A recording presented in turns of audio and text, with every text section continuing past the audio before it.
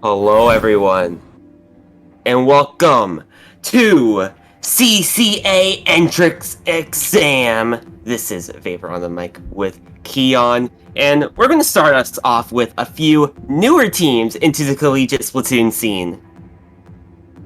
That's right. We got Gummies and GMU coming in here in just a bit, and this is and of course, as you mentioned, this is the CCA entrance exam. We got 5 rounds of play all 3, and then we'll be entering into Top Cut here, and we'll be starting this first map off with Hagglefish Market Splat Zones. Vapor. Hagglefish Zones.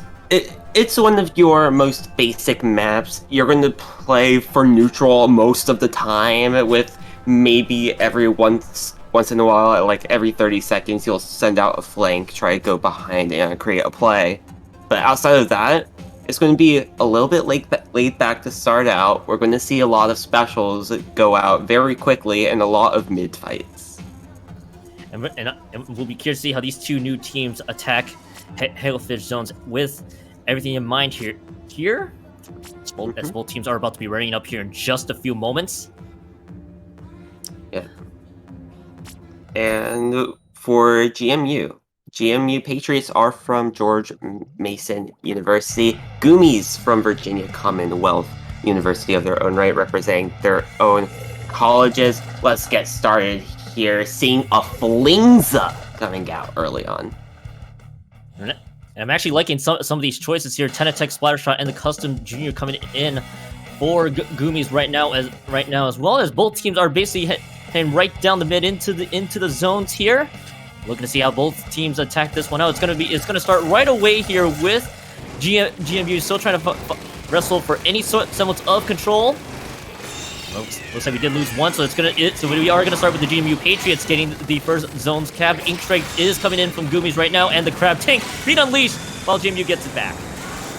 Crab Tank getting popped, as you said. Missiles try to counter that for a little bit, but GMU is still on top of this zone. Pop that Wave Breaker for Gummies, and the machine goes down once again. Here comes that Tri-Strike, try to confirm that control, and that's what they need to do right now.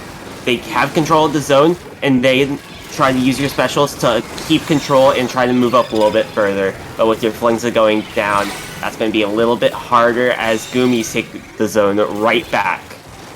Yeah, with Gummies getting the zone right back, now they are trying to get some of that pressure going on right now. GMU Patriots are losing the members a little slowly right now, so easy for the zone to get inked back for the Gummies right now.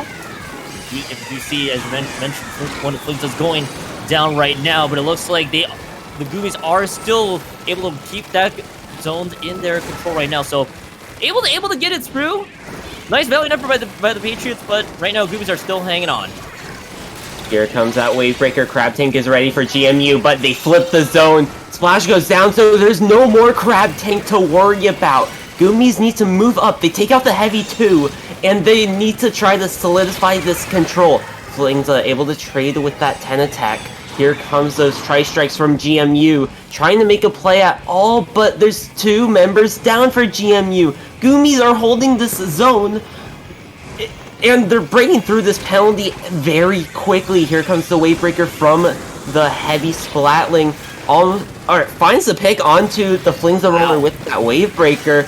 Penalty's broken, so they need to find this zone and make a play to move forward. Here comes another Wave Breaker from Gummies, but the zone will flip. The zone does flip, so Gummies are going to be deep into those penalty points here. They are going to come out with the triple Ink Strike. The Gummies are able to get that control back, at least for a quick second here before, of course, the Patriots do wrestle back here. Basically, both teams are trying to fight over the control of that zone right now. Not really one of those teams have an edge. Just right now, Ink being thrown over. Gummies is able to hold on just like that here. We do see the 10 missiles coming out shortly here, able to target 2 of those members. But right now, with everything in mind, GMU Patriots, they have control, and they also have a few specials in their favor at this time, and right now it's still really no true control of mid, even though both teams are chunking down on some of those penalty points. Yeah, GMU tried to use that Crab Tank to hold that control. Here comes Booyah Bomb from Gummies, but Gummies did take control of the zone. They used that Booyah Bomb to give them a little bit more space, but they're not moving up with the Booyah Bomb. If they move up with the Booyah Bomb, then they could easily try to make pincer plays around that left side. But here comes more missiles from each side. 2 down on the side of Goomies, and GMU gets control right back, and this is their first opportunity at a major hold right now. Yes, right now they just broke out of those penalty points, and as you mentioned, 2 members down for Goomies. JMU Patriots are able to hang on to this point a little bit longer right now because Goomies do not have the firepower to rush in. The Wavebreaker is going to be coming out here shortly by the Goomies, at least trying to get JMU off of that zone as fast as they can. They do lose the Sasha though, a nice find by RNG of course, and they are able to neutralize that zone. GMU did go down by a bit. If Goomies are able to get this zone, that's going to be some massive penalty points coming in right now, but GMU is able to hang on just now, and they take the lead. GMU takes that lead, and it's still in the neutral state. Heavy finds another. That's huge for GMU right now. Even though the zone flips, this Heavy setting up so far forward is not letting Goomies make a push. Only way Goomies can make that Heavy move out of the way is by flank and specials right now. And they can't move up directly through mid because that Heavy is just holding super strong right on top of that zone. But right as you mentioned, the Heavy does go down. Goomies do get the control right back, and right now they have to burn through those penalty points, but they have to maintain firm control of that zone right now. They do lose to C Jr. on the side of Goomies, and right now with 18 seconds left, what matters right now for Goomies, I think, is going to have to be a few finds here. They can't keep trading points like this, because if George Mason does get control back, this will be GMU's game to take, but it's 7 seconds left, the penalty points right down!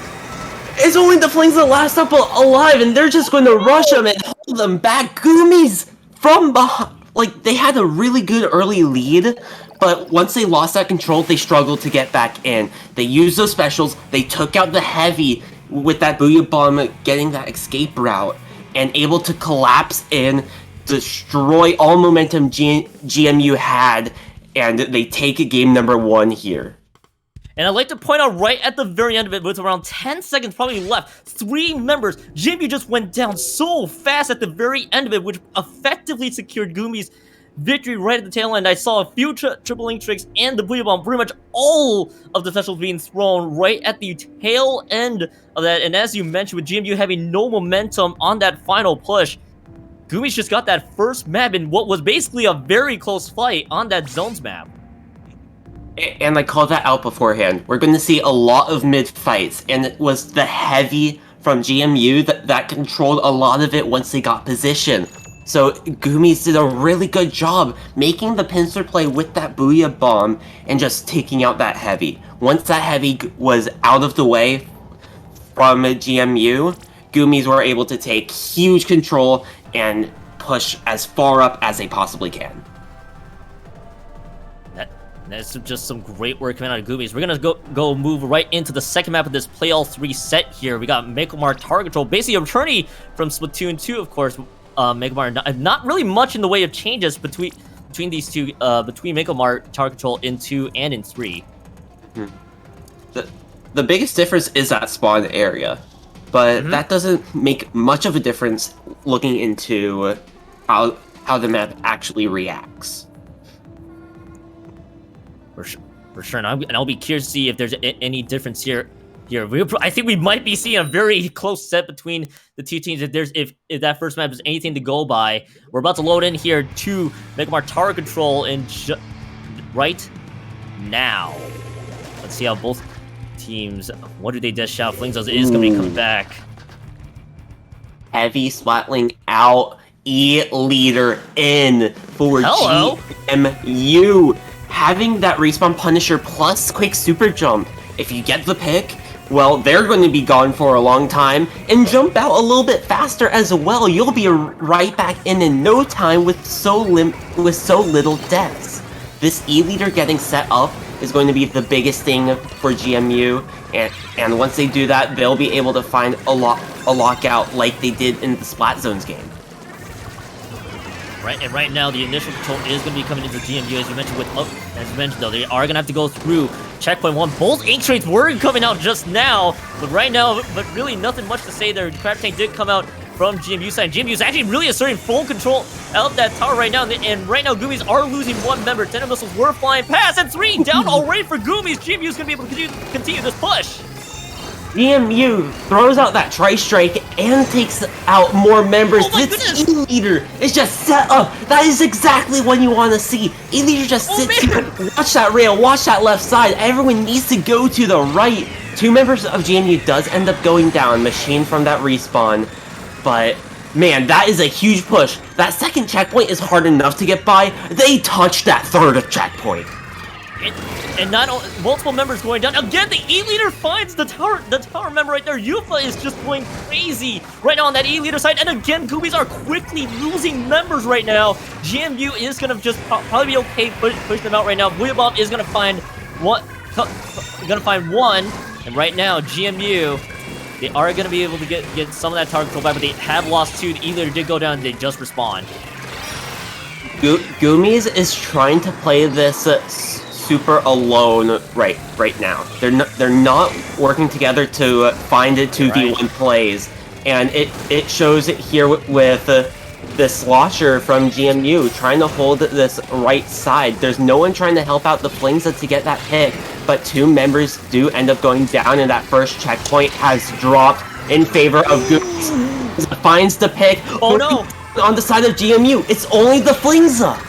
I've seen this already right now, and now Goomies are trying to replicate almost the same push that GMU just did. They're trying to get past checkpoint 2, the big bubble there to protect all the members. They do get past checkpoint 2. Crucial fight coming up here as 2 members have been traded on both sides, and right now GMU is still slowly losing members. Yufa's the only one back there and is able to pick up one. That E-Leader is going off, but they have to touch the point, and of course, Goomies, they don't take the lead.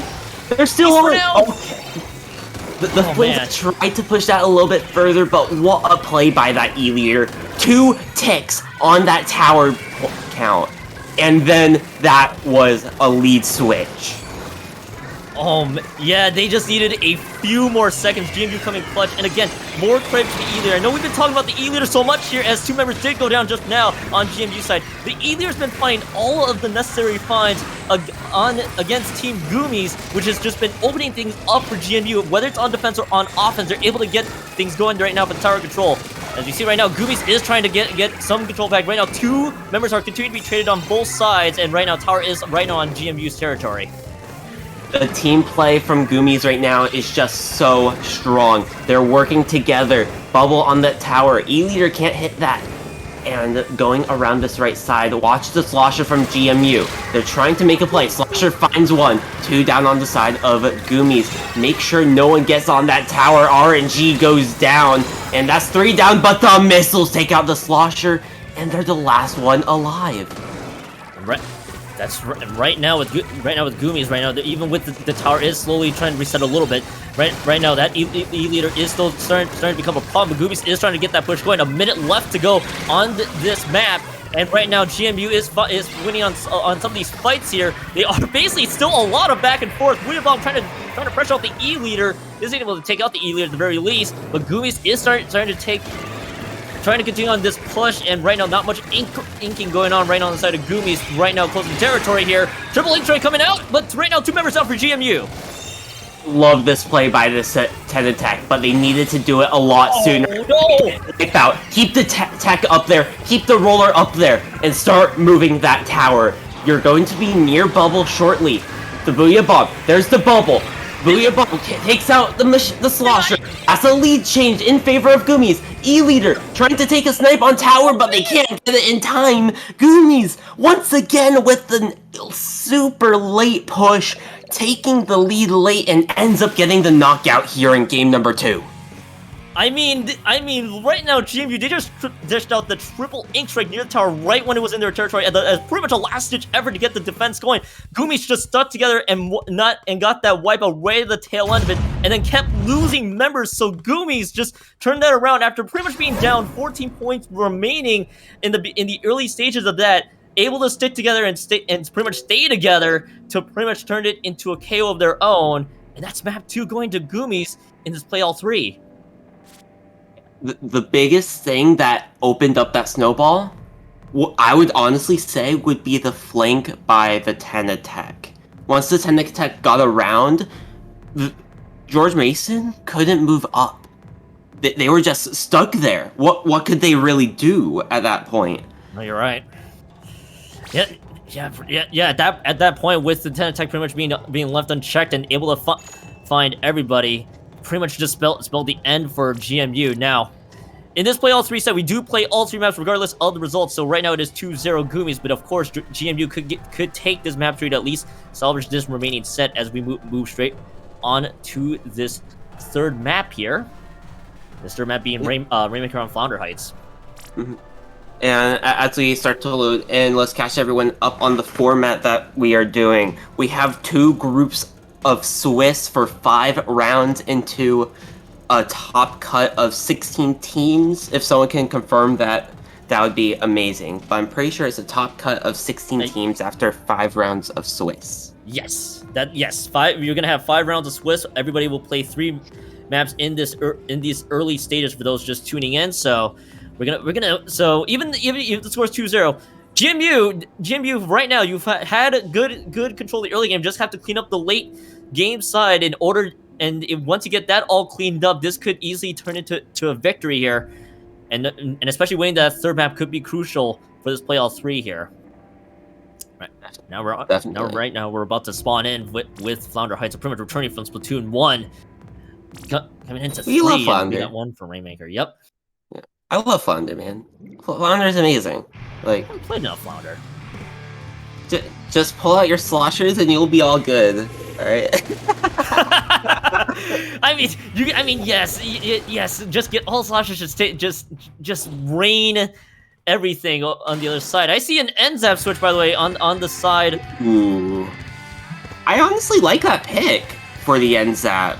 You have that cooler, so if you want to make that push to that left checkpoint, you easily can.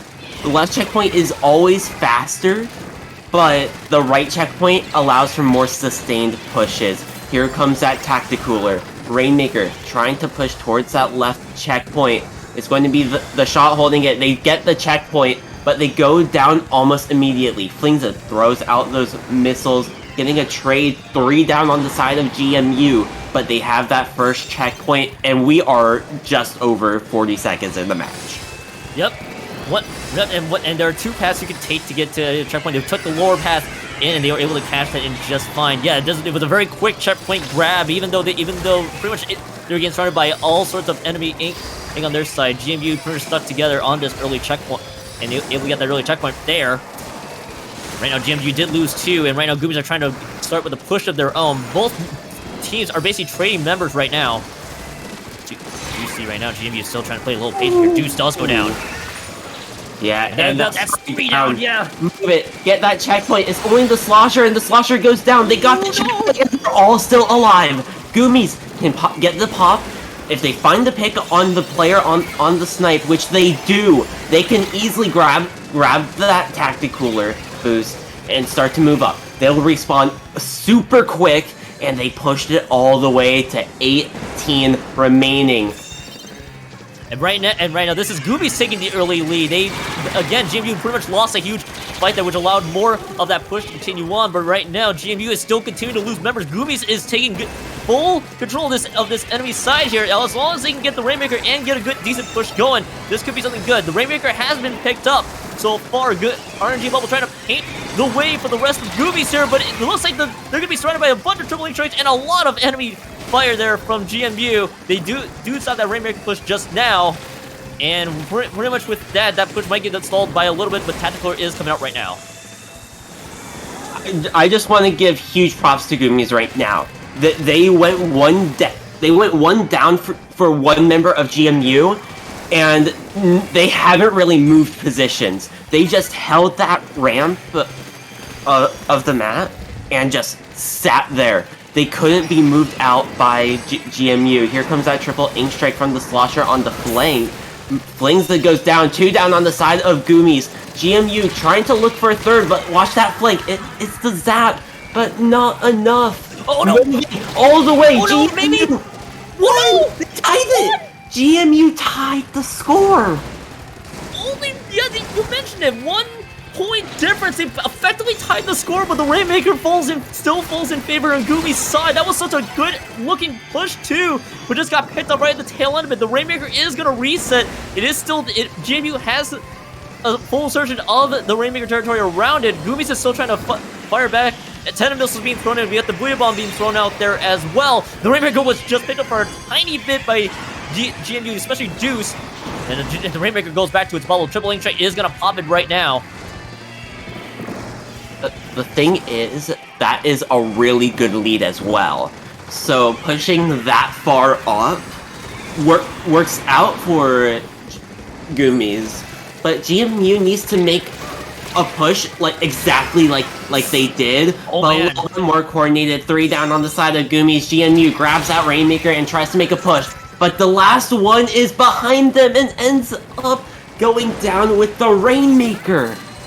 Clutch incredibly from Gummies, as you mentioned. The last member of Gummies, despite 3 down, was able to find that crucial find there. And GMU is still picking up that Rainmaker. They're still trying to make a run for it, but Gummies pretty much had that area locked down there. As we do see the Rainmaker pretty much now stuck on a massively low ground.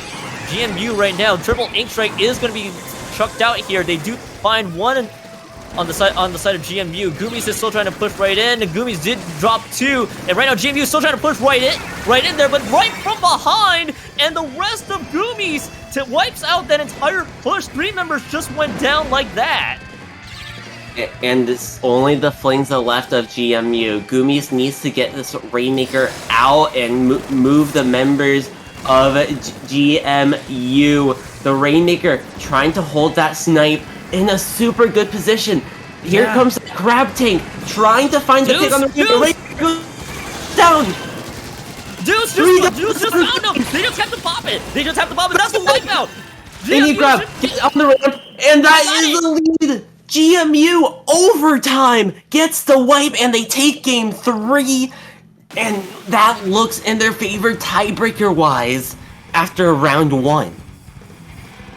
You know, all 3 maps have led to basically last-moment pushes on both teams. Gummies did it in the first 2 maps. GMU does one of their own. I have to give credit to Deuce. Deuce just ran right in, targeted the Rainmaker holder on Gummy's side. Gummies was attempting to stall right at the tail end of it. Not only did Deuce find the Rainmaker, the rest of the team followed up and took out the entire team on Gummies. All GMU had to do, get up the ramp and take the lead just like that. And they do. GMU winning that 3rd map in a close finish.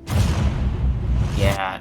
Once Deuce was able to move up, that was 2 members down when Deuce moved up. Deuce found the pick on the Rainmaker with help of the Crab Tank getting some chip damage. Last player was in a 1v4. They had to find the pick on the Rainmaker, but went down before the Rainmaker was picked up. You're right there, and all of a sudden, pretty much what you had to know with Deuce, they had to get the Rainmaker. All they had to do was pretty much stall. And when you went down, when that member of Gummies did go down, the Rainmaker is gonna favor GMU in its bubble. The overtime, that's why the overtime kicked in, and all that GMU need to do, just pop it, win the fight, and then just take the lead from there. And it worked out in their favor, and they clutched up when they needed to. For sure. I think I still need to take on this round 1 here. Yeah.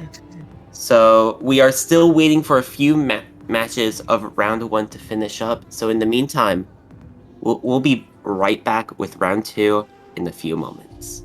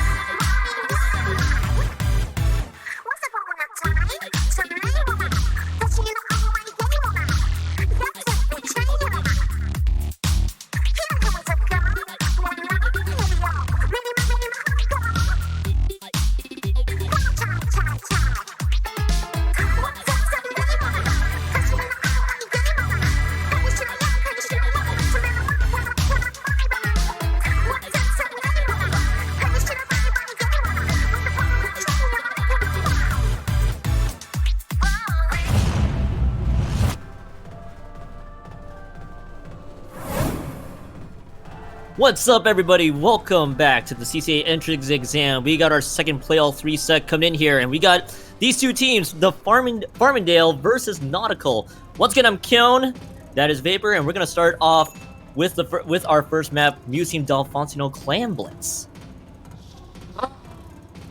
I have some choice words about this, but I'll refuse to say them here. Just to make everyone happy. Clan Blitz on Museum. It's very wide. You can push very easily, but just watch your back because there's always going to be a flank somewhere. I'll be curious to see how these two teams tackle on each of these maps here. Representation, by the way, for both teams, Farmingdale Rams, of course, from Farmingdale State College, and Nautical from Northern Arizona University. Both teams are ready to load in as we start off this playoff 3 set between these two teams. See what both teams are wanting to dish out. Hydra coming out of one side. Hydra versus Charger matchup is what we're going to see here. And both teams wanting to stick with the Vanilla Junior as well, from what I see. I'm going to be curious to see how the Ink Brush plays out on the hands of Jasmine. That Ink Brush, honestly, is a really nice choice for this. It's Clan Blitz after all, so Ink Brush... When is Ink Brush never good on Clan Blitz? I mean, yes, you're definitely right on that front there, especially in Clan Blitz. All right, and just to recap for those tuning in here, for those Clan Blitz, a little bit different between 2 to 3. Instead of 10 clans, it's now 8 to spawn that power clan there. 2 members are going to be going down right now, both teams just content on gathering clans. Booyah Bomb's going to be coming out here shortly. Oh, the Hydra unable to jump out in time. It's going to be the Charger fighting the pick there, and they are going to pass those clams, moving up a little bit further and opening up that basket. The Charger is in a really good position, trying to peek out that Hydra. Inkvac at the ready, but are they able to get any follow-up? Doesn't look like it, and the power clamp for this Junior goes right in the other way. Farmingdale. Yeah, right now Farmingdale just an early lead. Only the one cash in from Nautical just wasn't quite enough. So right now Farmingdale able to take that early lead back, and right now that not much of a follow-up, just 2 extra clams on top of the others. So that's where that push stands. Both teams are going to be training here a bit, but both teams, more importantly, still with the pity clam on their side with whenever they want to use them. Now both teams just content going back together, and clams trying to get and also try to assert any control that they have of the map and building up specials. Just trying to make a move onto this Charger. Charger, with the help of their teammates, surviving a little bit longer. Tetras go down, but the Gal goes down on the side of Northern Arizona. Trying to control that left side is key. You don't want your opponents moving up that left ramp. And right now, Jasmine from Farmingdale is able to pick up the power clam. Booyah Bomb trying to carve out a path and able to cash it right away. And now clans are going to be coming in here at least a tiny bit, almost taken out by the Booyah Bomb right there. But of course, they're able to still put in clans. Farmingdale is still able to make this push go. And right now, it stands 46 points remaining. Do they have enough oomph to continue on this push? Certainly, the Ink Brush is trying to play some matters here. I think the mini-claim just got picked up. Oh no! Smash it in!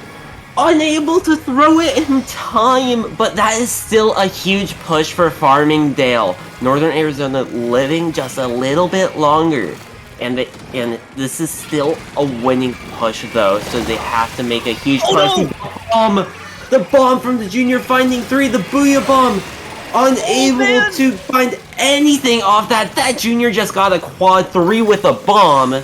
And they're going to start to make a huge push, but the Charger's going to meet them right in their tracks. So the wipeout effectively takes out one push, and then the second push also went as well. Both teams' own pushes are pretty much got neutralized. Reflex is coming in here, taking out one. Right now, really, both teams had good ideas for their pushes, just either supported by a winning team fight, or as you mentioned, the quad coming out of the Junior. We do see right now, Nautical is still trying to get a push of their own. There, you got Cheesy and the rest of Nautical trying to get this push going. Right now, they're trying to carve out their path, but Cheesy did go down with that power clamp, and more members are dropping. Watch your back. The Tetra goes for the full wipeout, but they take out the Hydra, which won't slow down anything for Farmingdale. Farmingdale's just going to push right up. There goes the killer whale. Clam's ready to go for Farmingdale. Tetra's trying to play for survivability rather than points. They get that reslider off, but there are no additional clams in. Effectively a free power clam for Nautical here, but the pressure from this Tetra is just so strong, they need to get them out of there. They're still in their base. The Tetra was just left unchecked, but and Nautical was able to stop them right there. That push only took out pretty much 10 penalty points, but more importantly, as you mentioned, that is a free clam on the hands of Nautical with wherever they so choose to desire. 30 seconds left right now, it's still definitely winnable. 80 points remaining to 46 points remaining, still definitely a manageable deficit, but they have Nautical has to get something going. And right now, the big bubble just hops in. The jump does come in, but the follow-up I don't think is going to be coming in here shortly. Members did just go down. Nautical is just trying to find any sort of path they can find, but more members of Nautical going down. The push stalls like that. And now they don't have any clam to work with, so there's no overtime. Farmingdale Rams will take game number 1 here on Clam Blitz Museum de Alfonsino, but there's still a lot to look forward to in this set because you have almost the polar opposite map next on Splatzone's Hammerhead Bridge. Oh my goodness. Yeah, even though that first map was definitely a little bit closer than what the score entails, some key moments there, of course, was the quad from the junior pretty much thwarting any symbols of that push. That push had everything going for them with all the Inky that was being thrown in. Just the one little splat bomb that did everything for the Farmingdale Rams. Pretty much enabled pretty much made it so that push was done so. Of course, Nautical was able to respond back with a push thwarting the Farmingdale push, but that was really it. And at that point, though, Farmingdale pretty much had everything on lock. All they needed to do was stop the last-minute push. Yeah, they just had that lockdown, and let's give good props to Farmingdale on getting up to that plat when they needed to. The spinner is the most important resource for your side. If you let your opponents get to your spinner, then everything can just go downhill, and Farmingdale was up there the longest with as much control as they possibly can have. For sure. We're gonna as much as we want to continue talking about that first map, we're gonna jump straight into Hammerhead zones. This set could definitely be a lot closer than what we see. Hopefully we can see more of the same here between these two teams. Here to see what both teams are wanting to dish out. The Hydra is back, but we got ourselves some dually squelchers as well. My beloved Explo. Let's see. Okay, Thermal Ink. Respect it. I'm going to criticize you a lot here. Just kidding. Not really. Let's see what happens here. Splatzone's Hammerhead Bridge. Let's get right into the action. Oh hey, Explo. All the love for the Expo. Everybody loves that Expo. Right now, Farmingdale is going to start things off with capping the zones there. Both teams effectively trading, but more importantly, Farmingdale is still having a lot of control of that zone. The triple ink strike going to be coming in, at least flipping the zone in favor of Nautical right now. Let's see if they can keep this push going. 2 members did go down just now for Farmingdale, so gives a lot of room for Nautical to push right up and get the lead just like that. The biggest thing with Explo is that it likes to take space and control space. Hydra does the same thing, but Explo has a lot more push forward accessibility, so you can make more aggressive plays like that where a Hydra can't really defend itself. Crab coming out from that far side, but 2 members end up going down, make that 3 down on this Nautical. Explo stuck in the corner trying to get out, and they get the jump out, but the Hydra loves to just hold space that they already have. Top mid, and they don't really need to move. And look at how far up the Farmingdale Rams were pushing up right there. They were able to take out a few extra members. 3 members going down, I think I just saw from Nautical's side. So Farmingdale's going to be able to continue this push. The Crab Tank and the Booyah Bomb are online right now and being used by the Rams to at least get pressure going. And right now from behind, the find onto Soda, and Farmingdale takes the lead back. Point sensors out getting thrown. Splash ends up going down. That's a really good tri-strike. But the Explo once again is alone. The Hydra just chilling here top mid. And they need to get the Hydra out of the way to even cap it. Hammer out. Hammer goes. No. They need to cap the zone right now. Here comes that Booyah Bomb. Nautical unable to flip it or even neutralize. Farmingdale Rams taking game number 2. Farmingdale Rams pretty much again mid to late game side. They were able to get full control. Look at how far up they just pushed, and basically Nautical had no answers for Farmingdale. Hydra pretty much left uncontested on part of that, and the Expo did come out. I believe that was Nautical that did have the Expo. I think I gotta double check and make sure. The Expo did play a hand on the early cap for Nautical, but they just couldn't find any answers for the Farmingdale Rams' aggressive push. Now we're on to this third map here. Nautical's goal right now to at least win the third map and see if they can salvage any part of this set. The biggest thing about that matchup, the Hydra versus Explo matchup, is the Hydro matchup. There you go. The biggest thing about that is that Expo loves having the aggression and the high ground, which for the most part, most Splatoon maps go into a little dip. They go into a little ditch-like area. Like your mid is usually downhill. Yep. That's why Flounder is so good for Expo. On Flounder, with Expo, you want to play like a Hydra because you have that high ground and they need to come to you. But on something like Hammerhead, if a backline is high up, you need to move up and snag those ledges. Where for Hydra, you want to just hold one area near a choke point, and if you can hold that choke point, they need to just use specials to move you out or flank you. That's exactly what we saw there between these teams. Right now, we're gonna just jump straight to this third map, Inkblot, Art Academy, Tower Control, and right now for Nautical, the goal is to at least salvage any part of this set. Farmingdale looking for a 3-0 here in this third one, and basically almost similar-ish choices here, but the NZAP and a Charger on Vactyl, I think. So let's talk about this. So the Hydra switched to Explo, but the Expo switched to Charger. Okay, we take it. So let's see if the Expo now on the hands of the Rams, see what they can do with that. The NZAP pick for the tactical usage and maybe some extra inking there. As right now though, Nautical did lose 3. Farmingdale Rams with a quick defense on this one. Now Farmingdale Rams gonna try to get this push going. And really, nobody really has full control of any part of that mid, as we see both teams basically just losing members left and right.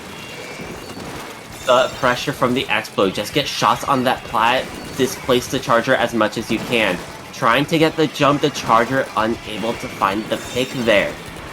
A lot of pain going down in favor of Farmingdale, but the rush from Fast. Watch where Fast is.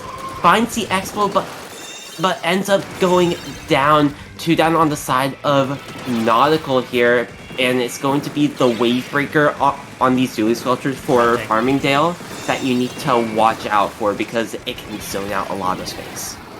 And the Crab Tank did go online for Farmingdale Rams. They just used it, I think, trying to build any sort of pressure and space against Nautical, and Farmingdale Rams are able to get to that first checkpoint. Still trying to break through the first checkpoint, and they do just that. So they get past the checkpoint 1. Tactical are going to go whoosh into that void.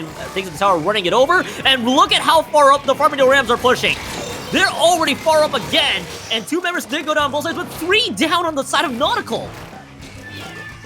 Nautical just unable to find the picks. They needed to take advantage of Farmingdale not going up into that into those bats area. The junior tries to make the play around the bats. Dually Splashers go down. So does the Tetra Expo trying to take the 1v1 on tower, and they trade out. The Dualies last one alive for Farmingdale, but there's in the corner where Nautical can't even reach them. And right now, Nautical is still trying to find a way to find pretty much anybody that they can find against the Farmingdale Rams. They just couldn't get any reaches against Farmingdale right there. Farmingdale's trying to flank right from behind. Thankfully picked up there as Nautical is able to get the tower slightly reset back to mid. And right now, Farmingdale Rams, there is that cramp tank going online. 2 members did go down for Nautical, make that slightly the third there. And for the Farmingdale Rams, they're able to get this push continuing on. Let's see if they can continue this push. Slow goes down to that charger. You don't like to see that matchup. Oh, the reslider from behind! I didn't even see that coming. Really good play by the Tetras. And they're trying to keep up this pressure, which they're doing so insanely well for Farmingdale right now. Another going down to an auto bomb. Tetra does get picked off by the charger, but a collateral! Oh man, that push thwarted right there. You mentioned the reslider just out of nowhere going from the back, having any idea of that Farmingdale Rams push from continuing, and Nautical still, however, but Nautical though, they're still slowly losing members here. They just made it to checkpoint 1 finally. Right now for Nautical though, they gotta get a decent push of their own, and right now members are dropping on the side of Farmingdale Rams. Nice finds by Nautical there. I think I just saw a triple or double there, and now they're gonna get this push going. Tactical on top of the tower. Now let's see if you can play a little bit more aggressively here. Crab Tank did go online for the Rams. One thing I want to see Nautical do, 3 down on Farmingdale, but they need to get up into those bats area. Get up into the bats. Really good play by the Sploosh, finding the pick on the Expo, but they need to stay top left because that's where Farmingdale's going to respawn from. And they did take the lead, but they gotta look over top left. That's three now. Make that 2 at the moment. 2 down currently. They have to stop the rest of the splash. Rams. That's the splash. The Splash-O-Matic is going ham. The Splash-O-Matic just went ham and stopped the entire push on their own. Nautical just managed to get wiped on the hands of the Splash, and the tower's resetting back to mid. Nautical, yes, they do have the lead, but it could have been a KO, but it gives the Farmingdale Rams another opportunity to get a push of their own. Here comes that Crab Tank. The Crab Tank's going to try to zone out a lot, but it might be used a slight bit too early. The Junior is there to shut that down. 18 seconds left on the clock. They need a watch for the Junior on that stack, and the pincer play from the other side. 2 members down on the side of Farmingdale. 3 is only the Splash. Splash has to clutch up once more, but they can't. They gotta hurry up. The hammer and zap combo is too strong. They won't be able to get to the tower in time. Nautical takes game number 3 here. A 2-1 play all 3 set. Nautical indeed salvages the remaining part of that set. Again, pretty much everything played out in Nautical's favor at the very end of that one. The quick wipeout pretty much assuredly giving them a lead. Almost a makings of a KO for Nautical there, but the Rams Splash user just went ham, taking out the rest of the tower control. Members at that tower. The problem though, the Rams just didn't have any follow-up push. You mentioned the Crab Tank might have been used a little too early when pushing on that tower, and just went down so fast. And pretty much with the Rams losing members left and right, Nautical was able to reclaim the tower and get the control back. They just had that control, and they just held as much control as they possibly can for Nautical. But the biggest thing for their pushes was no one was able to get up into that bats area. They were able to clear out the plat, but no one got up top. And from those bats, that top plat area, they just dropped down on the tower and just stopped the push. That happened on both sides too, going for their lead taking push. And that lead taking push, as you mentioned, with both teams managing plat, it just ends in a 2-1 set in favor of the Farmingdale Rams. While we are waiting for the rest of the set to finish, we're gonna take a quick break, but when we come back, we will see round 3 of another play all 3 set. Stay tuned, y'all. You don't want to miss it.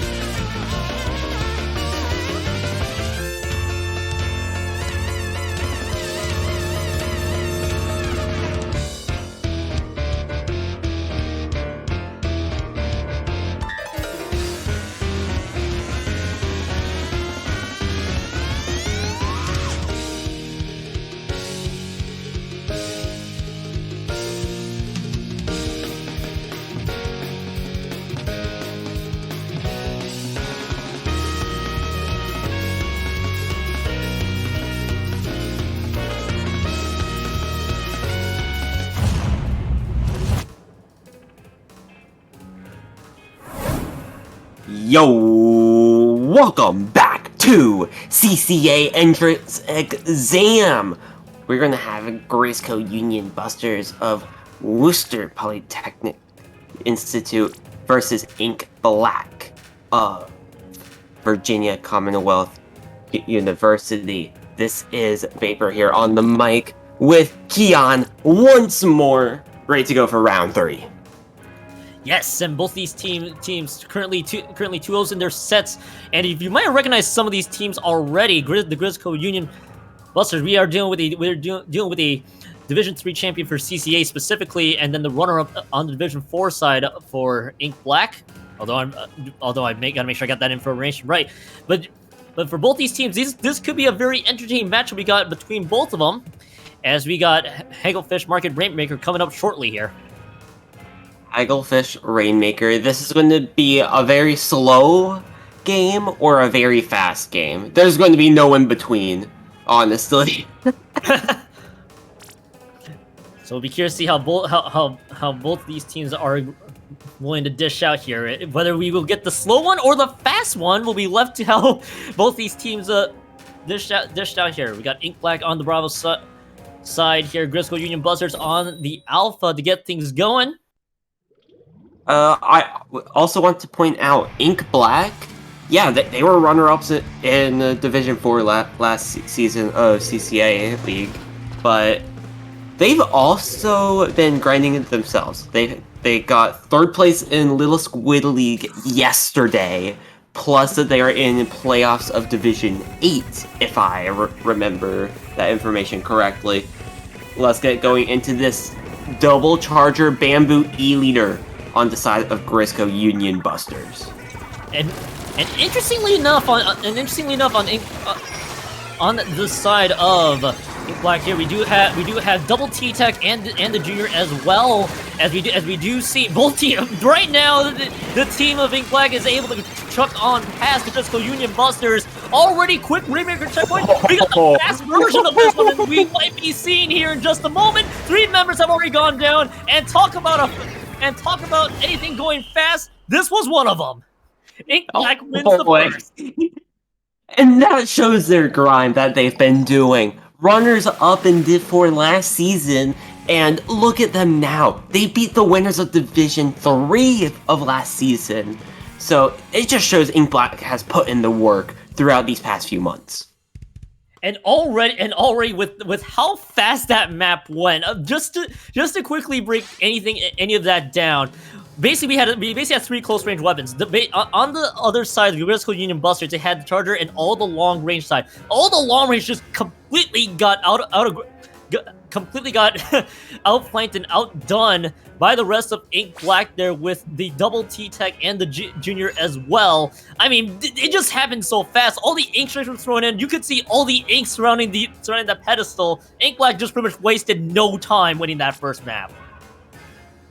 They're just like, all right, I'm here. Let me move on and continue forward. Let's win this really quickly. And they did. Like, they put the time into the game.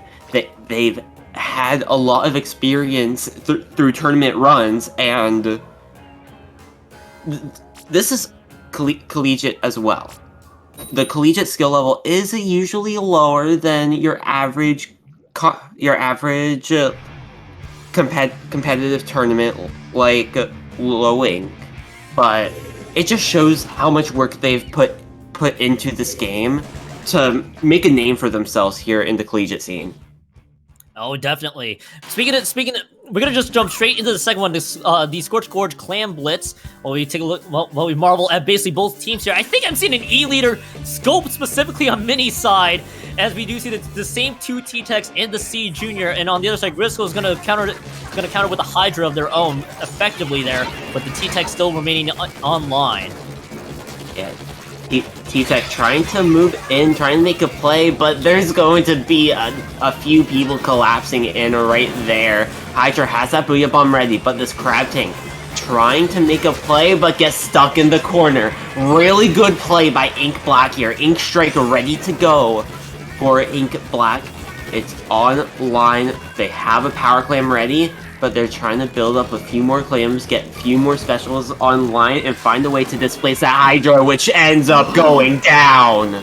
And that is the backline going down, possibly hitting the go button for Ink Black there. There's the triple Ink Strike. The other Ink Strike is being countered by the Grisco Union Busters. The Slosher just went down. Make that the second member going down on the side of the Union Busters. But more importantly, members are falling very fast. But even at the end of all that, Ink Black does effectively salvage in with that power clam being cashed in, and more clams are being thrown in right now. But that stops that push dead in its tracks. And all that being said and done, it's 68 points remaining for Ink Black. That is not a bad push on this map either, especially with how much control Ink Black has had throughout this entire game. We are just over 90 seconds through, and Union Busters haven't had any control. Yeah, you're right. Just all of that ink, pretty much favoring Ink Black there. They already have another power clam spawning up. They're just gonna have to wisely retreat. Both teams are basically trying to either collect all the clams they have or trying to retreat as soon as they possibly could. Ink Strike coming in, actually taking out one of the power clam holders there. Now it's time to paint a path for the Grisco Union Busters. Ink Strike trying to deter any of that push from happening. And right now, two members are going down on the side of Ink Black. Sure. But of course, Ink Black tries to play defense of their own and stops at a look for a tiny bag. Trying to go over that ramp. That ramp is so hard to get by, but if you can get by it, you can start to snowball. They do get that power clam in. They need to get the other one. Here comes that tri-strike. Crab Tank going down. It's only the Hydra. They get shut down as well. Ink Black finishes off everything Grisco Union Busters threw right at them. And right now, Ink Black's trying to play very aggressive, trying to jump in. They do break that barrier yet again. And now a lot of clams being cashed in despite 2 members down, despite 3 members down now. They were able to get a lot more clams being thrown in. Grisco Union Busters wants none of it. They're going to stop that push right there. It's now 46 points remaining. More penalty points being thrown in right now for Ink Black. And the Grisco Union Busters, they still have a bit of an uphill battle to climb, but still definitely manageable. Tri-strike ready to go. 15 clams in their favor, one of them being a power clam in favor of Grisco Union Busters. The 10 attack finds 2. They build the power. They're trying to make a play here. They move up. They throw the power clam in, but ends up going down. 2. That's 2 down on the side of Grisco Union Busters, and that push is going to get stopped short once again. Ink Black's defense is definitely clamping down on any attempts there. Basically, Grisco Union Busters had 2 power clams ready to go. They're trying to go for a big push. Ink Black is just playing it smart, playing it a lot more safer, trying to make sure they thwart some of that push, knowing that is the only avenue to get in right now. And basically, we have 2 power clams coming in. Ink Strike being thrown in there, probably to get more ink down. Wavebreaker is going to be coming out here as well. We do see 2 members going down on the side of Ink Black there. They are having to keep their power clams alive. Nice picks on the grips against Grip Seraph. And Ink Black still trying to hold fort there, trying to control mid. 3 members going down. Smart by the Elier to back right up with a power clam. They have the clam ready to go, but watch the rush from the splash. Crab Tank ready. Here comes that crab. But they need clams to throw into the basket. They can't find any significant hold. That's 3 down once again on the side of Grisco Union Busters. It's only the Slosher. They're forced to back up. And now they end up going down, and they don't have a power clam at all now. Yeah, that power clam has completely disappeared, and to add even more insult to injury, Ink Black is able to break open the barrier with no power clam in sight. This is going to pretty much be the end of everything here. Ink Black wins the second map. Ink Black was like, all right, let me chill here. Let's control this ramp and push up. Get on their side. Once they're able to do that, they were able to get really good holds. And Grisco Union Busters just couldn't make a play to get up that ramp. Yeah, pretty much all of the attempts there, Ink Black just wisely knowing that is pretty much the only entryway that they can. They pretty much show up. They know that hey, they got 2 clams ready to go. They're gonna probably push in the exact same up ramp. And once again, Ink Black wins all of those attempted pushes there. The first they went down 70 points remaining, but that was really it. There was no stronghold on that map alone. And Ink Black just wins that second map. They're really just showing the results of their grind at this point for the rest of that team. One thing from Grisco Union Busters that I wish I saw was the Hydra going on the grates, going around the backside. If you could do that, plus have pressure going up through the middle, that forces sight in 2 different directions. Yeah, that could have been huge right now at that point in time for the rest of the Grisco Union Busters, but no advantage really taken. We're gonna switch over. We're gonna move on to this third map here in this playoff 3, Musim Delfonsino Splat Zones. You've seen this one already. Here, we already seen. Excuse me, the map Musim Delfonsino was capped, and right now we saw that Splat Zones coming in. Yeah. So this is going to be really interesting. They need to hold that top mid, and if you could get to that opposing spinner, then man, that's going to be dangerous to go up against. Because once they get to your spinner, or once you get to your opponent's spinner, then you could easily get locked out from there. And we'll see if they can take control around that spinner there, as we see both teams really spawning into this third playoff 3. Right now, for the goal for the Grisco Union Busters, pretty much salvage any part of this set, see if they can take one map out of this playoff 3 for Ink Black. Let's see if they can turn it into a 3-0. And right now, pretty much the same weapons being used on the side of Ink Black. They're gonna stick to what they know, but the Grisco Union Busters have some very different varieties here, from what I'm noticing. I think the Dually Squelcher, if I'm not mistaken, is the change over here. Dually Squelcher and Flingza comes out from Grisco Union Busters, so that gives them a little bit more range. Range is good for them here, and it's working out in their favor, taking 2 members out.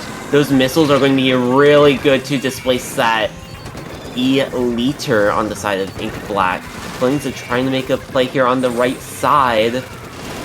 Unable to do anything with it, though.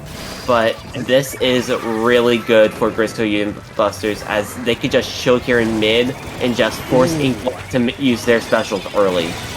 The triple ink strike almost did not really flip over control whatsoever. In fact, however, right as soon as I say that, 3 members of the Grisco Union Busters just went down, and they're stuck at 50 points remaining. Now Ink Black will start their own push with 87 points to go. The dualies fell into mid and then just got shut down by that E-leader. That's so unfortunate, but this is something you don't want to see if you're Grisco Union Busters. The E-leader getting set up top mid, 2 down on each side.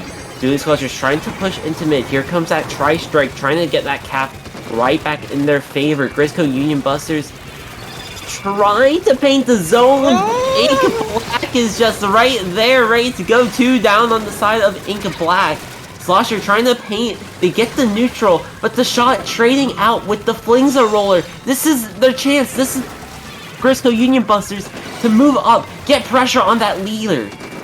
And right now, for the Grisco Union Busters, they were able to flip it, at least put the penalty points on Ink Black, but Ink Black is able to get them back. As you mentioned, they were trying to definitely pressure out that E-leader. The Blue Bomb trying to definitely push the E-leader out. And right now, Ink Black has lost 2 members. The rest of the Grisco Union Busters, though, have lost 1, but they haven't really gotten control of the point back. Ink Black was taking down on some of those penalty points. There you go. Now Grisco Union Busters have control. Now they're going to take down those penalty points of their own. But it's still a mad struggle to get full control of this middle zone. Nice find against Justin on the side of Ink Black. And that is a full wipe on Grisco Union Busters. This is what you don't want to see if you're Grisco Union Busters, but you love it if you're Ink Black. You get to move up to their spinner. You get to play around in their spawn. C Junior ends up going down. Here comes that Zuka trying to find a pick on the one player that drops, but the zone gets neutralized. It gets neutralized off screen. They need to go back and help for lead, but they can't. Grisco Union Busters takes the zone and applies the penalty with lead in their favor. Yeah, only just a small margin there. 2 points is the literal difference there. Grisco Union Busters definitely needed a few more seconds. Ink Black needed a few more seconds. The Grisco Union Busters were able to get control of that point back. Now they're out of those penalty points. They have points remain that they're taking down now. Triple Ink Strike coming down from Ink Black. At least they get the control back. Still a bit of a climb to get out of this one, but they should be able to get out of that shortly. As soon as they say that, though, 2 members just went down, and the Grisco Union Busters are trying to paint over this zone. It's pretty much a fight to see if they can get it back, and the Union Busters do. Hold that zone as much as you can if you're Union Busters. You have just under 80 seconds left, not including overtime. Junior ends up going down. That flings us in such a good position, ledge camping that right ledge, but going down to that suction bomb. 2 down on the side of Grisco Union Busters. Here comes Azuka Tri-Strike trying to counter it and hold the zone as much as they can. Here comes the jump-ins for Grisco Union Busters. Ink Black trying to make a play, and they get the cap. They get the cap, but more importantly, Grisco Union Busters just take it down to 30 points remaining. I'd like to see more of this push from the Ink Black if they want to cement a comeback. They certainly are trying to. That's 2 members down on the side of Grisco Union Busters. Make that 3, but 2 members also went down. More importantly, the E-Leader also went down on the side of Ink Black, but they are still having a firm control of this point right now. The Tri-Zuka, from Wyatt is trying to pressure out the rest of the Union Busters. This is going to be a lead flip here momentarily. Ink Black is going to get the lead with 25 seconds left. The roller ends up going down to the torpedo. Ink Black does hold the lead, as you pointed out. So Grisco Union Busters need to get set up. They need to get to that leader and get the cap right back. 10 seconds left on the clock. And they need to build up their specials. There goes one of those shots. No Zuka ready to go. The dualies end up going down though. Here comes the Tri-Strike. Booyah Bump. But they need paint on the zone. They need to hold this zone if your Grisco Union Busters is only the Hydra. Ink Black trying to run away with this, and they are holding on to that zone. Ink Black taking the win 3-0. Yeah, Ink Black takes the 3-0 set. That was so close for the Grisco Union Busters at the tail end of that one. They almost looked like they had control of that zone leading into overtime, but they dropped 3 right at that tail end of that fight, and pretty much that was the closest we have seen both these teams go at it. But Union Busters just didn't have enough oomph left to finish the job. And Ink Black 3-0 again. It really the grind pretty much going up, especially with Ludi and the Little Squiz League, as you mentioned. It is really showing here for Ink Black. They grinded. They grinded the game. Yep. Yes. And they're going to try to put pressure up against a lot of other teams here, especially with CCA League 3 right around the corner too. Oh yeah, that's for certain. That is for certain here. As right now, Ink Black trying to put pretty much to put the entire league on notice. I will get my words right eventually. But right here though, 3-0 in this play all 3 here in this 3rd round. And while we're waiting still for the rest of the sets to finish off, maybe I think it's time for us to take a quick break. When we come back, it'll be the 4th play all 3 set in this Swiss round. Once again, you don't want to miss it.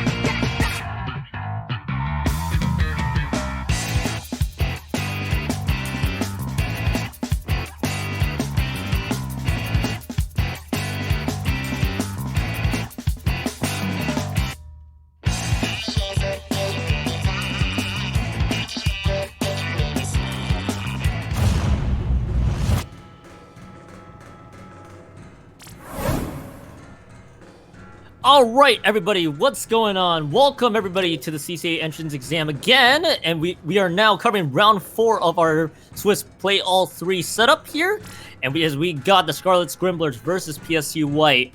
Once again, I'm Keon on the mic. Vapor joins me as well, as we got these two teams here in the 4th round of Swiss. Yes, these teams we have some returning players and we have some brand new players. We have a Scarlet Scramblers, which is the DePaul University Scarlet team that played in the CCA League last season in Season 2, and with PSU White from Penn State. Obscure is the only returning player from the PSU roster, and Obscure was moved down from PSU Blue to PSU White as a shot player, taking the captain role over Penn State White in entrance exam this evening. Alrighty, and both teams wasting no time. They have spawned in to certain shipyard tower control. Let's get this set underway here as PSU White with Obscure, as you mentioned, with the shot. We do see a Splash-O-Matic Blaster and the Octo Rush on the hands of PSU White. On the other side, Nautilus, Hydra, and the Vanilla Jr. as well. It's also the same thing. Also the same thing there with Splash. Dot trying to run around this left side, throws those suction bombs, trying to poke out the Hydra. Hydra going in for a pick, finds one, but two end up going down. I will also want to point out this double Splatling comp on the side of Scarlet Scramblers. They have that Nautilus and Hydra, which can be very devastating, but can also be super suppressive as well. And they're the only last members up on the side of Scarlet Scramblers as PSU starts to move this tower. Brush goes down, Blaster goes down. And right now, PSU White's able to continue on this push a little bit. There were two down, make that the third member going down, and this should be a small reset here for the Scarlet Scrimblers. Hydra's trying to poke around, trying to see if they can find anybody, but got flanked. How about that? Lianzi on the splash, taking out the Hydra against Scarlet Scrimblers. Even so, the tower is going to slightly reset. Crab Tank is going to be coming out right here for PSU White. A little bit early on the Crab Tank. They use it in more of a defensive start. Alright, let's start to open up position where no one was around for Scarlet Scramblers. But it's the Hydra shutting that one down. 3 down on the side of PSU White. And it's only Big Mike on the Octobrush ends up going down, getting shut down by all 4 members of Scarlet Scramblers, trying to take control in mid. Here's that Crab Tank, there goes the Storm, Booyah Bomb and Bubble ready to go. A very early bubble on the tower, Booyah Bomb ready. Yeah, that's a very early bubble being used on this push there. Probably wanted to just use it a little early, try to get this push going. But at the end of the day, though, they are still able to keep this going. Both teams losing 2 members right out of the gate there. And for the Scarlet Scrimblers, they have gotten past the first checkpoint. Hydra is still playing there. Booyah Bomb is going to be coming out here, probably going to be aiming right at the legs, and will take out Nikki there. 2 members still down, though, for PSU White, but the tower's resetting back. You want to keep up that pressure, especially with your splash up in the front for Scarlet Scramblers. Crab Tank ready, unable to get the pop there. But it's going to be Lianzi once more on that splash. Ooh. 2 members going down on Scarlet Scramblers, and this push is going to slow down just a little bit as PSU tries to move back in with Nikki on this blaster. Yeah, right now PSU White was able to thwart this push from the Scarlet Scrimblers. The Scrimblers are still trying to find their way through. The tower is still on PSU White's territory here.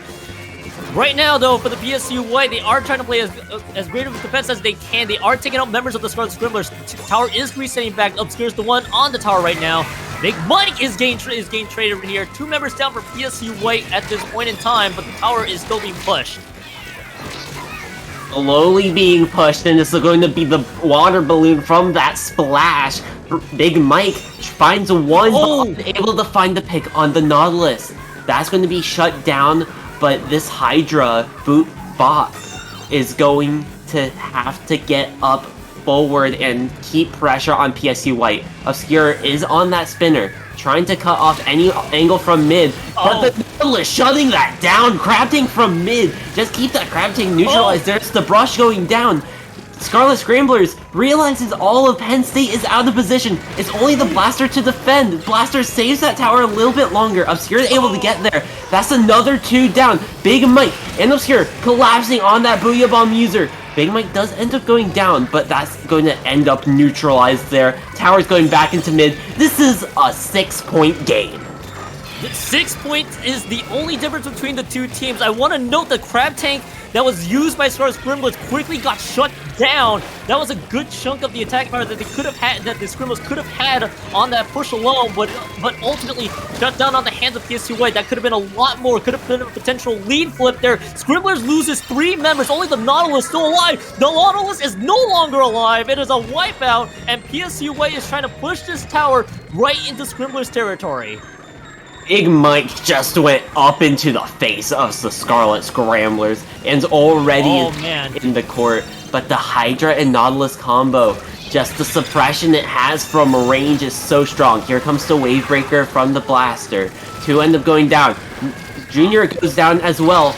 But PSU just needs to play it safe here. They don't need to put any more pressure. 6 seconds left on the clock. Scarlet Scramblers does get on this tower, and they're going to make their final push. The final push is going to be coming online right now for the Scramblers. Right now you have 1 member. Your Nautilus is the only one on the tower right now. You don't want to lose too many members, but the rest of the Scramblers have to support them. The Octo Rush does go down. Bubbler, good timing on the Bubbler, by the way, at least protecting the rest of the team. But PSUA is going to be ready for this one. 3 members, 2 members going down for PSUA. They just got to get past checkpoint 2. They do get past checkpoint 2. Scarlet Scramblers take the lead and the game. It all comes down to the coordinated push. And the coordination of that Bubbler was huge. It stopped that Trizuka from doing anything to the player on tower. And what do you know? You just move up. Zuka's done for. Just take out other members. The crab and the brush were the last 2 members alive from PSU White. And they were just unable to get to the tower in time working together. The crab did end up going down, and the brush wasn't able to finish anything off. That was incredibly clutch by the Scramblers, as you mentioned, with everything noted there. Like, that was a huge fight they needed to win. Like, 2 down, now they didn't have much of that firepower left. And Scramblers, all they had to do is make sure that the guy on the tower was still alive. The Nautilus was alive with the bubble for that extra little layer of protection. And my goodness, Scramblers just came all the way back in that overtime set to win this one. And now, let's see how map 2 plays out for both teams here. Ooh, it's good, a little bit of a substitution here. Yeah, well, we love a little substitution every once in a while. Especially when you know what's coming up next, you can make those adjustments on the fly, too. So, okay, Rainmaker Hagglefish is up next. Who do we want to put in, and what can help strengthen our work against our opponents? It probably will not be Rainmaker Hagglefish to break it to you, Val, because I think with the information we have, it should be Rainmaker Mincemeat. Yes, Rainmaker. But it should be Rainmaker Mincemeat. We'll have to wait and see if they want it. We'll have to wait and see if they realize their error here on Hagglefish.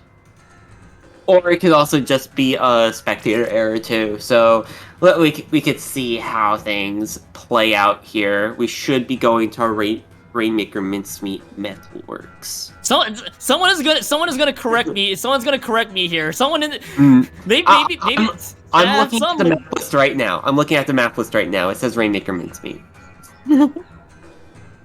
So, but I'm still gonna wait for the inevitable call out anyway here. Yeah. Let's see what happens. Heading in. So, either way, let's start to plan towards Rainmaker Mincemeat. It's very narrow. It has a lot of my brain is blanking. Obstacles in mid. Like you have those cars on each side, and then it's also like, okay, cool. What do you do with those cars? Especially because there are grates there too. Yep, and that did confirm my suspicions. Yeah. There is a little bit of a host error. We that happens every now and then. Sometimes they get map combinations wrong. We've done that a lot.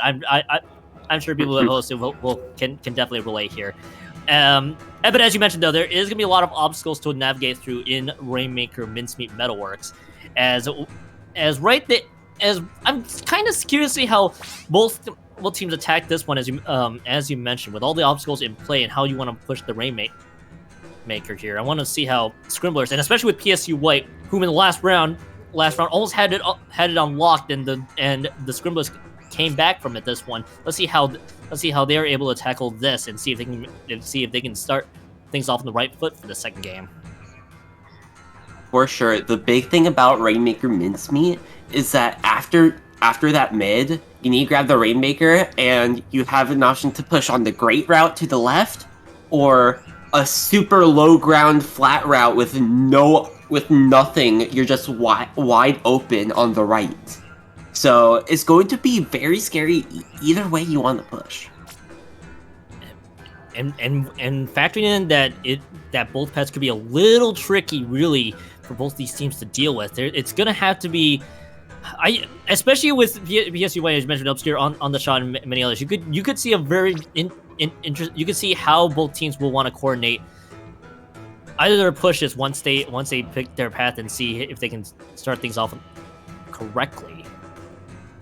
Right now, Scrimblers are still trying to probably figure things out on their end, whether they want to figure out comps or get the team huddled up together. Yeah. See how they want to plan their attack. And with Mincemeat, we all know Mincemeat for being a charger map. Like, yep. Mincemeat, if you think of Mincemeat, what are the first weapons you think of? Splat Charger, E-Leader? That's...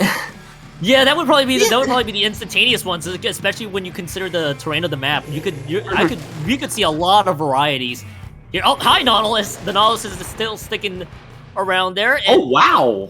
Is that is not the weapon I was expecting to see. That is Nikki, 96. I think. Yeah, the 96 is the one that got picked here by Nikki's. That will be fascinating to see how the rest of PSU tackles this one. Both teams are losing members right away. An early trade out there, Nikki trying to play around mid, but this does give them a little bit more paint to work with, switching off that blaster. Well, that's true, especially when you consider the difference in inking power between the blaster and the 96 gap between both these teams. Probably no surprise they want to see if they want to throw more ink into the enemy team as much as they can. PSU White does lose 2 members, Splash and the Octobrush, going down right now. Scrimblers is going to start off this push. They're going to go on to the right side. They're going to probably get the right checkpoint, and they do. Yeah, really good checkpoint there. And just getting the checkpoint is a winning push on Mincemeat. And that's going to be a Tri-Zuka. Tri-Kill, taking out that grab tank as well as only the Junior left alive on the Scarlet Scramblers, and a lot of jumps going in that little corner. Big Mike trying to make a play, but unable to capitalize on any of those jumps, ends up going down almost right away.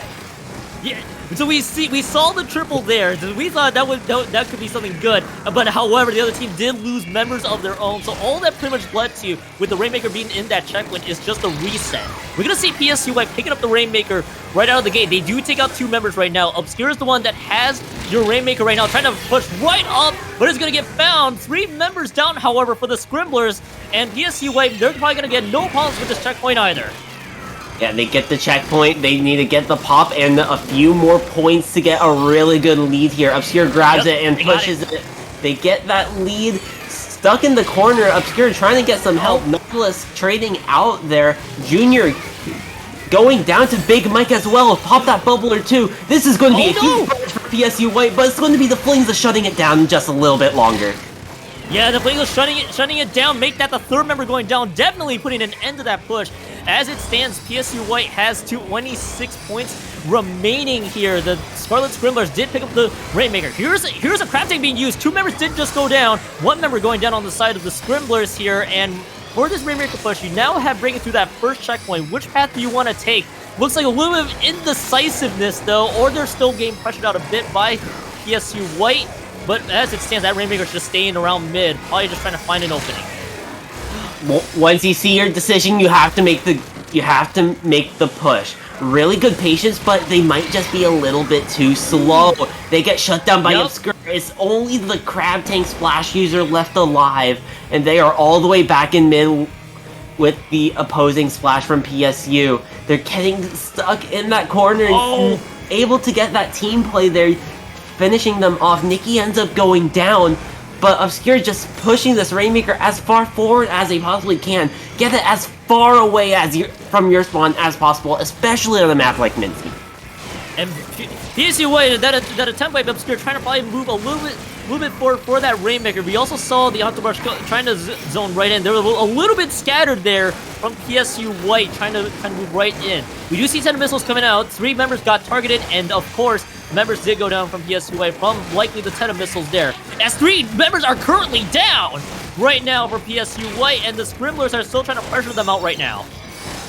This Flingza applies so much pressure on that right side, and a little bit more indecisiveness from the Scramblers. Really good pick there by the Flingza. Another drop that's brushed down, but the Rainmaker goes down. That slows down the Scarlet Scramblers by a lot heading into this final minute. And this final minute could be crucial here for the Scrimblers. That bubble just got popped right now, so it's going to add a little bit of protection for the Scrimblers to still make this push happen. They took out the Octobrush. The Octobrush just went down. This push is still going to be huge. That's a wipeout. That is a wipeout. They're going to move right in with this one. This is going to be the game for the Scrimblers. PSU White had it! They had it in their hands! But they just held forward a little bit too hard with no help, and the Scarlet Scramblers were able to take advantage of that. The same script from the first game, the Scrimblers coming back in the last minute, but this time we'll unhold it with the Rainmaker with a little bit of patience and the crucial wipeout at the end of that. I cannot believe it either. PSU White, as you mentioned, they had a good lead. All they needed to do was probably play patient, just trying to make sure you take out that Rainmaker and the rest of the team, but getting wiped out pretty much sealed it against PSU White, and the Scrimblers 2-0 coming into this play all 3, and now it's time to load in for the third. Flam Blitz Flounder Heights.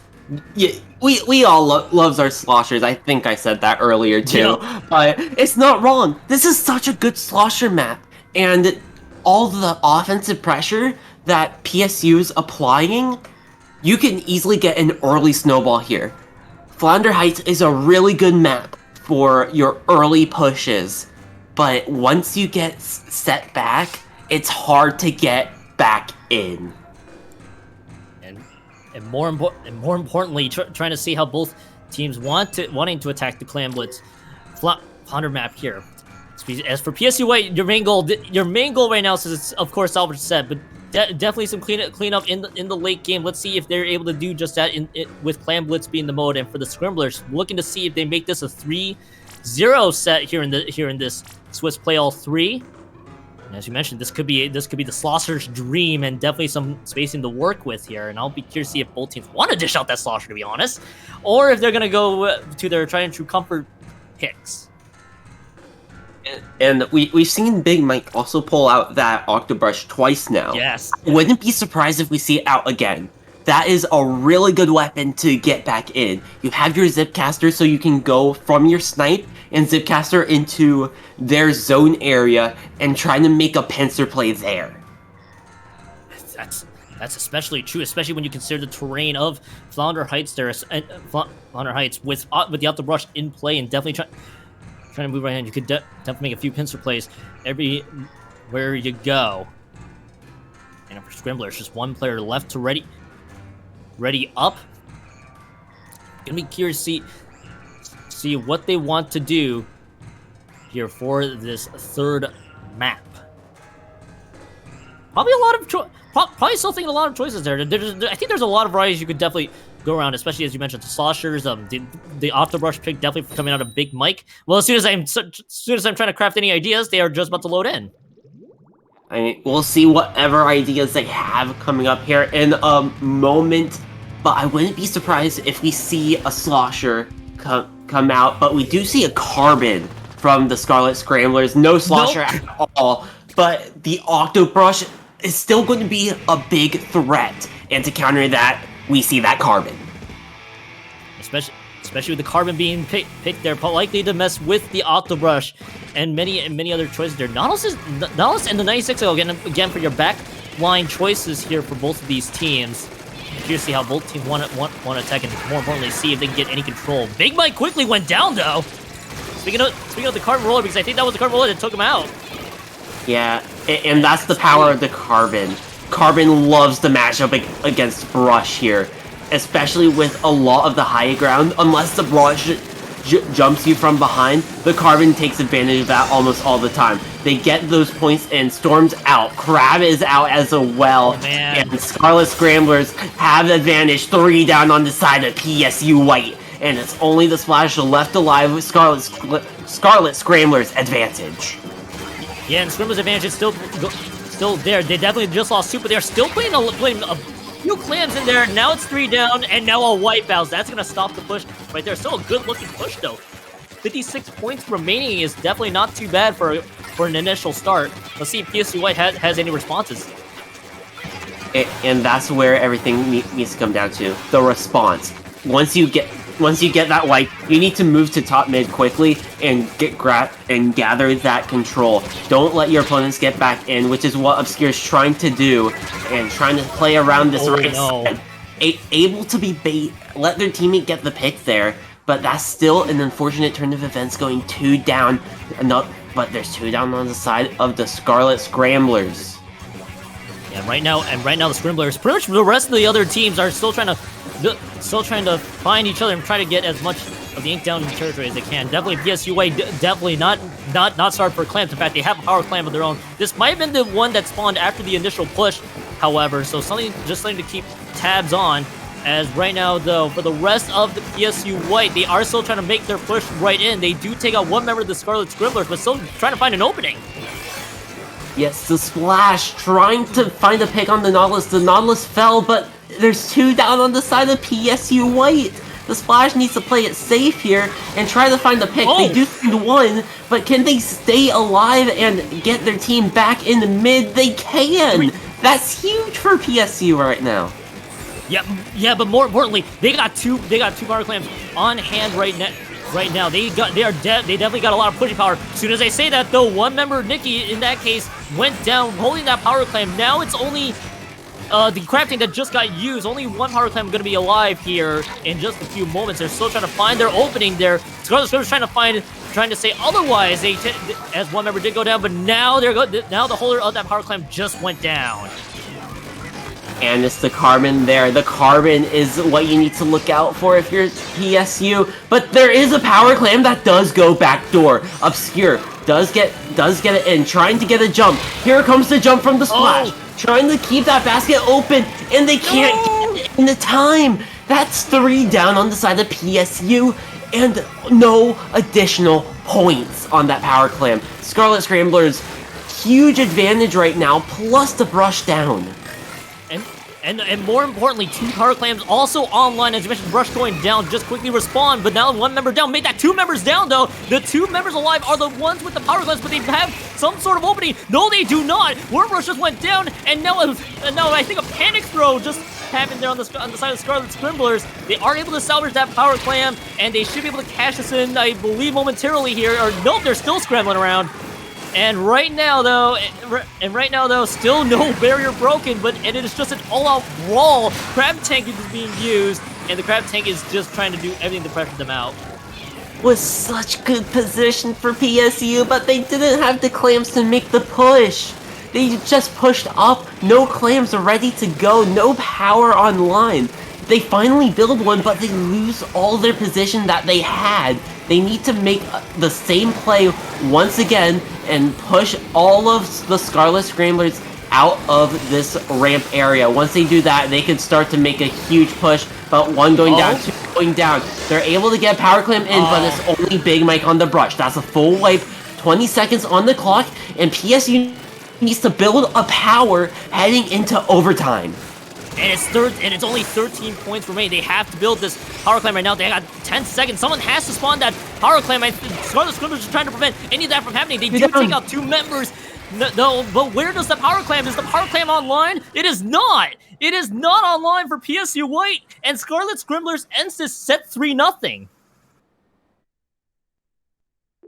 So unfortunate. They had the right play every single time, but they just didn't have the objective when they needed it. Nope.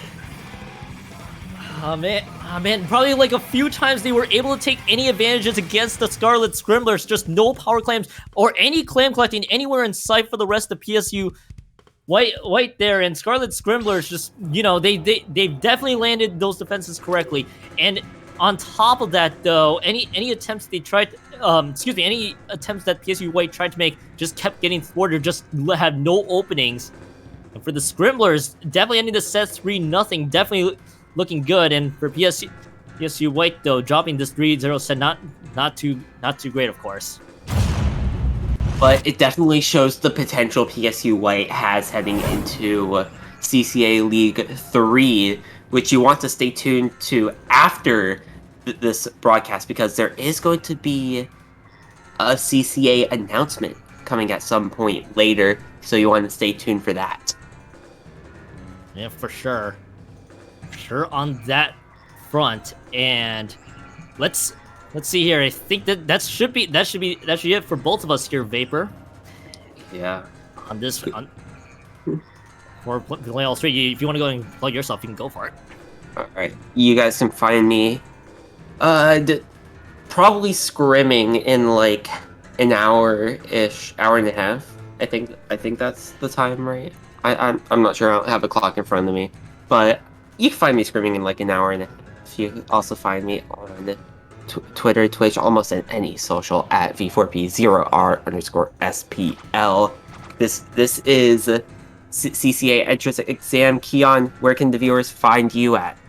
Of course, you can find me on Twitter and on Twitch, of course, Kyon2570 or KYON2570, of course. And once again, just want to get this out here. Thank you, CCA, for having me as well. And Vapor, thanks for having me as my partner for this one. And I think that really is going to be it for all of us. Stay tuned for the next round. The round 5 playoff 3 will be coming up shortly here. And again, to echo Vapor, stay tuned throughout the broadcast, as there is a CCA League related announcement coming your way, so you don't want to miss that.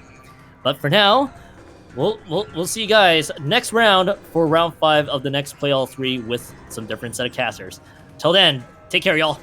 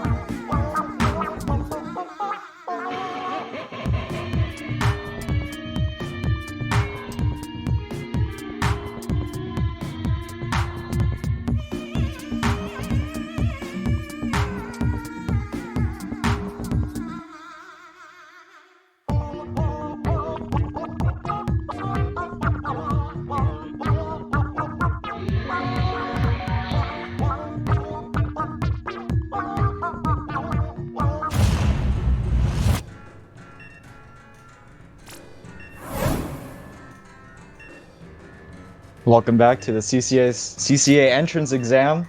My name is Mewtwo, aka Brian's son, and I'm here with the man I claim to be my father, Brian. How are you doing, Brian? Thank you, son. I'm doing great. I'm doing great. This is a very exciting match, actually. Both teams we know pretty well. We got UCSD Esports, my former team, and then we got PSU Blue, which Kraken Mare, our teammate on Triggerfish Zone Supremacy, is actually playing on. So true, it's so true. Yeah, it's it's gonna be an interesting one because I kind of got to root for both teams. My former college Especially when and then my teammate. Yeah, especially when we're playing on a map like Splat Zones on Wahoo World, aka my least favorite map. Oh, so we see a Carbon Roller and a E-Leader from UCSD, and we got the Explosher coming up from PSU. What do you think of these two comps, Brian? Well, E-Leader is gonna have a very fun time, I guess, looking at PSU's comp because there's really nothing that can touch the E-Leader as long as they play safe. Yeah, that's the one thing I don't like. Oh yeah, yeah. Tetris. That is what Tetris do. True. they just rush in and die. Hope they get a kill. Mm-hmm. Oh, we see Ari pressuring Kraken. Ari. Yeah, Ari is very good at just sneaking up, getting kills. But he is marked, so he does have to retreat a little bit. Yep. He has a Zuka online. He uses it. He finds one. He's gonna find two. No, he doesn't. No, He's just destroying this crab. Got the reslider coming in. A lot more. He died. Was a better special than it was before this patch. Yep. I'd like to speak with them about that one. Oh, that was just a sight to see. Oh man, Go Child. Well, the one thing about Go Child, I think when we scrimmed them before, they were very, very passive, but getting a lot better at moving up. I think the comp is actually helping them moving up too, though, because E-Leader is unstoppable on this map if there really isn't Zipcaster or another E-Leader. Look at Go Child grow. I think they're the most underrated player on UCSD right now. They really are. They really are. Yeah.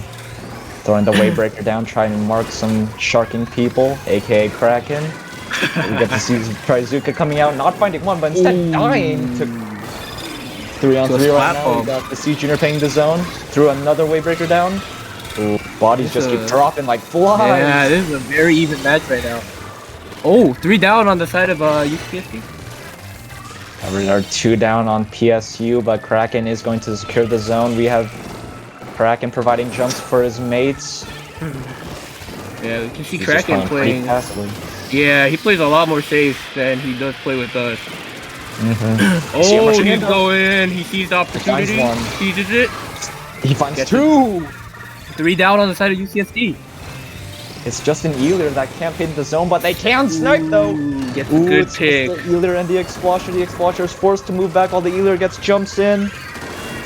This is looking pretty good if you want to get back in. Oh wow, Kraken dives to Ari, I'm guessing? Yeah. I think Ari got 2 there. Oh, Ari's moving up. Ooh, the Explo. Didn't get 3. That was a clutch play by the Explo. Swing and a miss for Ari, but we see the Reslider coming in, putting this Exposure out of position to feint the zone. Ooh, they use a crab, but it's getting destroyed. It's not looking good for PSU, but they are coming back in. They are coming back strong. They got flash painting. What? Oh wow, the immediate retake back. Yeah, both sides are playing. I think they're playing too safe on. Actually, I don't know. I shouldn't speak for. I don't know how the comps are going, but both teams are being a lot more passive than I expected. Did you see a Carbon? You see a. Oh, Ari's pushing up, but he was alone, no cover. Yeah. 2 down on the side of UCSD. 3 down on the side of UCSD. Yeah, it seems as if Ari's kind of like the one that goes in more than the Tetras, which is funny considering that both of them seem to want to push in both as hard. But we see PSU gain control. There's a crab almost ready from Snow, and pops it a bit early. I don't know about that one, but they use the Trizuka in response. Doesn't find anyone. Yeah, both. Oh, 2 down on UCSD. Oh, they But get one goes picked down, up. there's a Tetra in the zone! 2 goes down. This Tetra is quite weak. I don't know if he can paint over an X-Blow. Yeah. This is not But looking he's good for just gonna push. UCSD right now. We have to cap. Oh, they do get the cap. They do! They are still alive. But They how are. Kraken goes can down. they keep this up? You just see Storm coming out of the zone. One goes down on UCSD. We see the jump in. It gets punished. You fight him to the kill. And Kraken punishes it. And Yep. Kraken gets 2. Yup. E-leaders in zone. now- Easy to get away. 3 down on UCSD. Tetra goes down. I'm Kraken gonna shaking. pushed I up. don't even know this game. Oh, wait, Kraken goes Oh down. no. No, I think this is it for UCSD. Yeah. UCSD taking game 1. Hotly contested game 1 though. That was a Wahoo moment though. Yeah, I Oh, mean, wow. Kraken Mare. I think that's where experience comes into play. You see Kraken push up at the very end, you know, sacrifice his life to get 2 picks, and that kind of secures him the win. mhm. Wow, you know, I was coming in here just hoping to trash talk Kraken, but he kind of played very well. Yeah, he did. He didn't play very aggressive. He more or less just kind of played with the team, played for Yeah. specials. He was probably the shot caller, telling everyone to just kind of chill out and just stay back and don't kind of feed to nothing because they need to feed in order to get into the zone. And you know, He if showed you aggression. trade, if you trade while the opposing team is trying to get back into zone, that's actually kind of a win for you guys because that's Mhm. one less person to take back That's the it. objective. And now we're going to tower control Hagglefish. This is another E-leader map. We'll see. We'll see. PSU did seem a lot more coordinated than UCSD this match. I mean, last match. Yeah. So we'll see how it plays out. I think Ari's Carbon is gonna have a field day with this map, considering all those tight ledges and the Trizuka getting Yeah, those once- hard to reach places. Yeah, I think once UCSD is like fully pushed up, the Carbon is just gonna go ham. But Mhm. PSU did seem coordinated enough against the Carbon. So, oh, changing to the Jet Sculpture. That is a interesting weapon choice. Yeah, the Inkvac is quite good for people who are trying to do a frontal assault on the tower. Yeah, Inkvac But is let's just see how well it's some good practice. both backlines are in their positions. Kraken with the early special wave breaker, just 2 wave breakers in the middle. Mm-hmm. Oh, C Go Junior goes down down on on the side of UCSD. UCSD. The Jet drops to mid while that either just stays on the tarp. We see one go Kraken. down on the side of PSU. Kraken loses to the Tetras. He might use Reflighter the is shark ready. to get in. Might want to break those walls himself. But he's just holding on to it. He's chilling out. The Tetras are playing a lot more safe this game. Ooh, the T-Tech goes down on the side of PSU. We see Oh, that's a good trying to reflighter. get Kraken. That is a He very finds good him, reflighter. But but he dies through the Jet Sculpture. I think that's a good trade though. Ooh, he got sniped though. UCSD pushing up. Oh, Go Child's Go going insane on Child. this tower. Go Child popping off. You see one at the top right, the Dually Squelcher trying to Yeah. bomb the tower. Not really find. Oh wait, that's Kraken actually. I think. That is Kraken. Yeah. Wave breaker out. Killer Whale Go Child forces the moving Uber back. off Oh, tower. Carbon goes down One goes though. Down. Mm, They might just. Oh, look at the Tetra with that movement going up into the top right. Team Kraken. Oh, that's a huge kill, but it's not Yeah. enough to keep the tower moving. But that was a solid first push, and I don't think it's over yet. Ari's like, Oh, oh, wow. no, I'm not stopping this one. Ari's back for more action. He's always just punching holes into the other team, trying to get everyone to move up. But we see Kraken trying to fight Ari. I don't know how well that one's gonna go for you, big man. Carbon, well, he did do a good job of retreating there.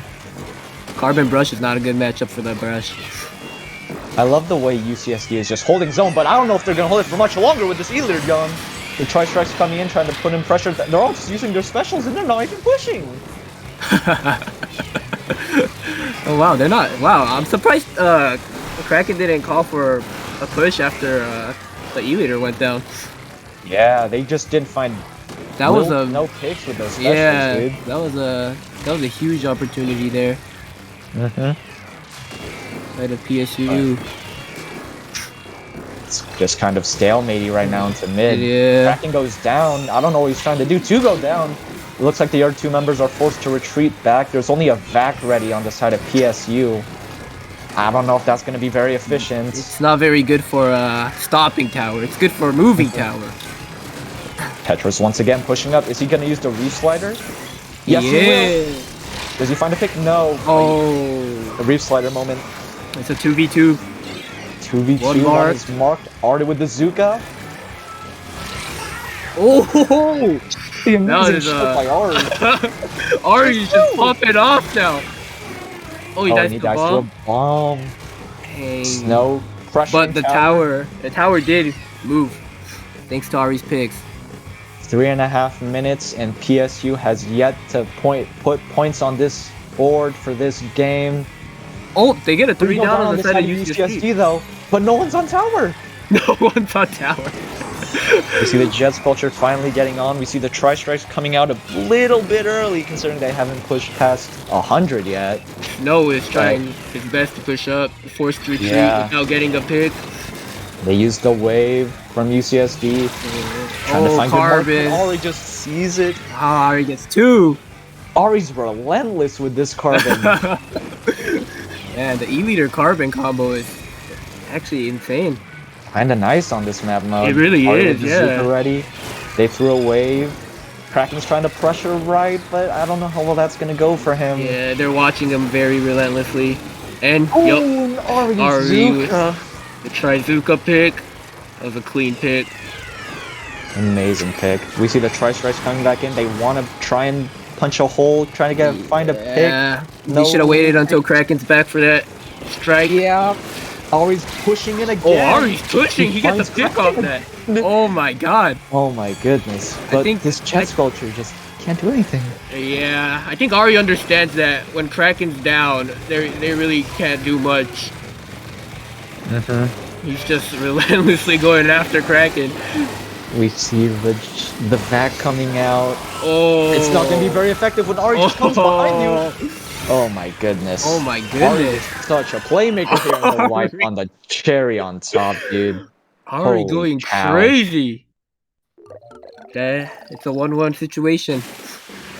Yeah, to quote Sun Tzu from The Art of War, move not unless you see an advantage. Use not your troops unless there is something to be gained. Fight not unless the position is critical, and I think Ari was more or less the definition of that entire quote. Ari's the god of war, I guess. Yeah, he Man. saw an advantage, he moved. You know, he was probably shot calling for UCSD as well. Yep. Every opportunity he had to pick off Kraken, he seized it. It was that was a really good Very adjustment critical. by UCSD. Yeah. Exactly. And this is the type of stuff we love to see from these two teams that are currently 4-0, so the winner is walking out of this group undefeated. So Yep. they're game 3. Game Let's see how this 3. one goes. Well, it'll be interesting to see how PSU reacts to how UCSD adapted. Mm. It is Rainmaker's Rainmaker's Scourge. Oh, this is it's another one of those snowball Yeah. maps. Once you're in, it's really hard to get. Once they're in, it's really hard to get them out. Definitely. Especially with that Trizuka from Ari, if they want to just start firing at the top right when UCSD starts to push, and he could just find multiple picks on their backline, and they just crumple. But Kraken Mare is known as a Rainmaker God when he picks it up, so let's see. Oh, we see the bow coming out from UCSD. Oh wow! Switch to the bow. Did not bow is expect that really one. I good. thought the other would be quite nice, yeah. But the bow is also really good on this stage. Mm-hmm. They're just behind a little snipe, and just get a little shot behind them. We see here is this bow just trying to paint everywhere. They see Kraken. Is he going to find the pick? They do. Kraken down. One down on both teams. Tetras are down. I don't know what. Tetras are down to a bomb, I believe. The Explo Just versus get- LeBeau. Tussle in mid. They're just trying to gain control of something. They're trying to find steady ground to push. Yup, But, you know, both neither teams. team is letting up. Both teams are just trying to find an opening as Ari gets a pick with the Trizuka here. That pick was kind of huge on their duelist That was. culture. 2 down on the Thinks he side of finds PSU. two. Oh, he See goes for Ari the trying to Explo pressure now. this Explo away. And he's gonna pick it up. Oh, he's gonna pick it up. It's like PSU needs to start building their defense and build it quick, but 2 go down. 2 go So down. I don't know how well 3 they're go going. down. They're Well, definitely gonna that's get the just- checkpoint. Who doesn't find the pick? He might die. Ari. Oh, trade. That's a good It was trade, a good though. trade, though. Yeah, it's a really good trade. The rest of PSU are scrambling back to play defense. They're just bombing him out. X-Flashers lobbing their shots over. Using their specials to get them out of. UCSD is having a very good grip onto mid. They're not letting PSU pull. Whoa! Ari once again just running the Rainmaker to 51. Ari. PSU is gonna have to work a lot harder now because they need to break through a checkpoint and get it past 51. They're just letting the Rainmaker reset. Oh, no, they're grabbing it. Grabbing. Jay with the Rainmaker. Let's see what he could do with it. Just kind of playing patient. Waiting for the picks, waiting for specials. Looking for an opening. But what kind of opening are they gonna find? It Ooh, seems are you they gonna- can't find an opening. 1 go down, 2 go down on the 2 side go of down. PSU. Rainmaker has not dropped yet. This Rainmaker, if he dies in this position, it's going bad. Oh, yeah, that is a very bad position to die. Ari, once Uh-oh. again, with those Trizuka shots have been so on point. But we see, ooh, the Seicher goes down. It was a trade. PSU picks up the Oh, Rainmaker. Crack. This one, Kraken's holding it. Yo, Kraken drops it. That's a good play. That But then he Rainmaker. dies immediately. That Rainmaker did not belong there. Ari just doesn't care. He just wants to see Yeah. bodies drop before him, dude. Ari's just trucking through. And I Ari's think just that strong on is the him, play. Oh, gets another Ari hit. again with the Trizuka. Gets 2 go another down. Seems that PSU just can't get anything started. Yeah. Oh, Kraken gets a And once trade. again, Ari just gets the trade. That's But- beneficial for UCSD. He did pick off 3 for that trade. Yeah. But That is the a- explosion Oh. keeps going down. 2 go down. I think that was Gochild that got an amazing pick onto that splatter shot right there. Relentless push. But 2 go down. Who was that? Who's flanking? It's Kraken. Oh my goodness! This They might be get a PSU's wipe time here. to push. This is the first chance that PSU gets for a legitimate push. 3.5 minutes Boy, in again. oh, the Trizuka gets a kill. 2 go Trizuka down gets 2. again. J Oh, Money's man. popping up. Oh, He's trying to pop it to his down on the left. city. Down goes Ari. And they're pushing. They They're got pushing the lead. hard. They get the And they're lead. really pushing. Oh 3 my goes god. down. Oh my god. Oh my, this was Ari. Oh My goodness. god. The 1 point meme. Last one's the X-Flasher. Yup. This is Scorch. It's one really good push. This almost ends the game. Ari's just trying to find this Ari, pick, not. The Expo bought enough time for the cover to come in. Yeah, I think UCSD got desperate on that. On Yeah, that push. When they They were do pushing, seem to so be they just getting a started little feeding. desperate. Yeah, Wow. but now they need to knock out to win. But it's looking quite good for PSU right now. It really is. Down goes one on each side. That's not good if you're UCSD right now. You need all not, players alive yeah. to stop this push. You just need picks right now. Ari doesn't have a Trizuka. single. Ooh, it's coming out.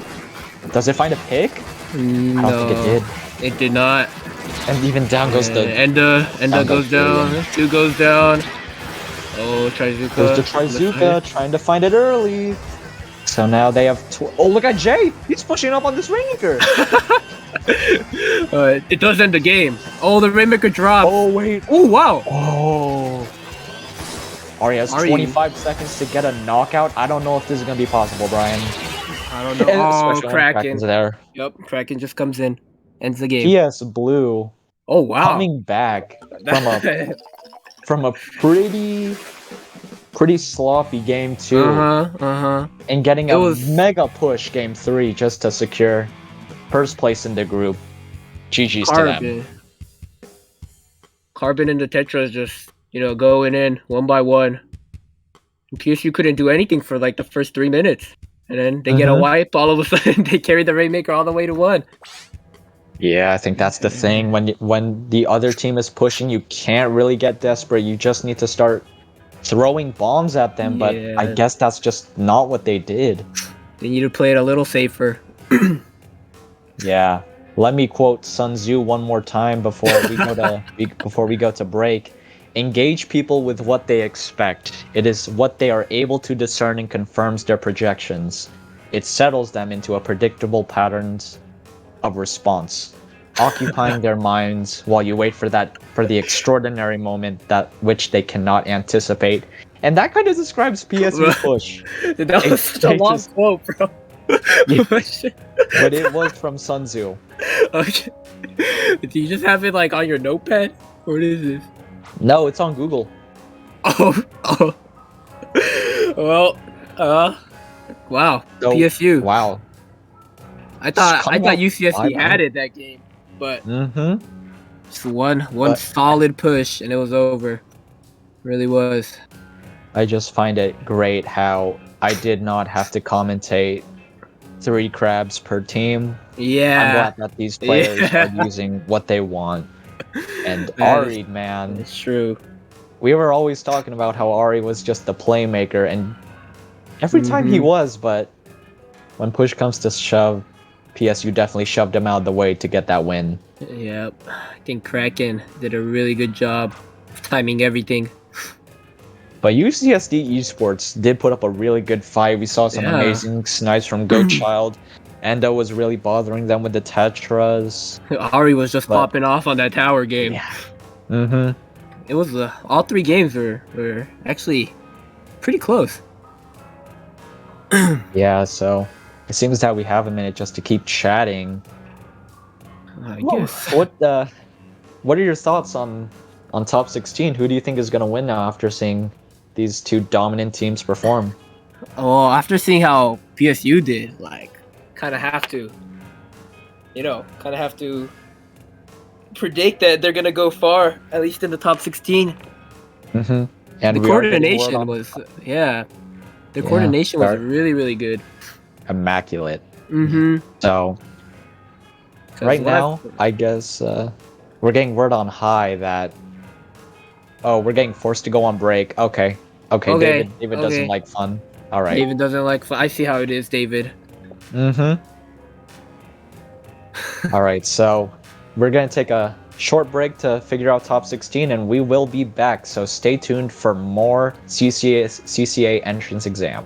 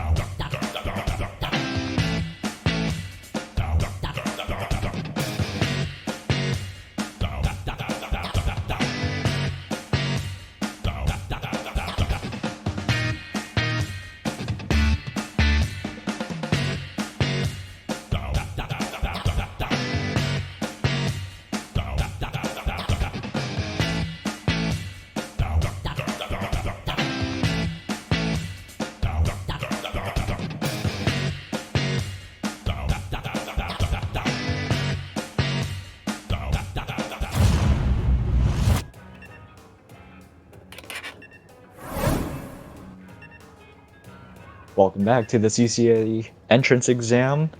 For those who have missed it, I am Mewtwo, aka Brian's son, and I'm joined by the man who I claim to be my father, Brian. Hello, hello. I'm here today with my son, and we are starting off with the first match of top 16 gold bracket, I believe. Yes, sir. So we have Carney Ink Soda Fries representing San Diego State University and Reef Runners representing Cal Poly Pomona. We're starting off on Clan Blitz Mahi. One of our favorite maps, Brian, to use Double Siege Junior on. So Yeah, some of it that. really is. This is one good push will end the game on this map. It's one of those stages. So we see an Octobrush and a Roller, but also Scope leader. Oh wow. Scope leader. Both is teams are interesting. running the vanilla Roller, and It's one of those weapons that's getting more popular, actually, especially in Yeah. Japan, apparently. one already goes down on the side of Carney Ink Soda Fries. E-leader. I'm guessing it was E-leader with the snipe. Yeah, and this Oh, opens the door heavy. for them because the mid right now, the mid is all for them. All the Yup. clones in mid are for them, so they can build And- a ball quite easily right now. And the backline was down, so heavy being down, Yeah. they lose a lot of defensive capabilities. E-leader just naturally checks heavy when played right, and we see a crab battle, and we see two down from the side good of Reef three Runners. down. Either gets a snipe. It's not going to be enough though. The E-leader Yup, goes down, and the E-leader couldn't make it back.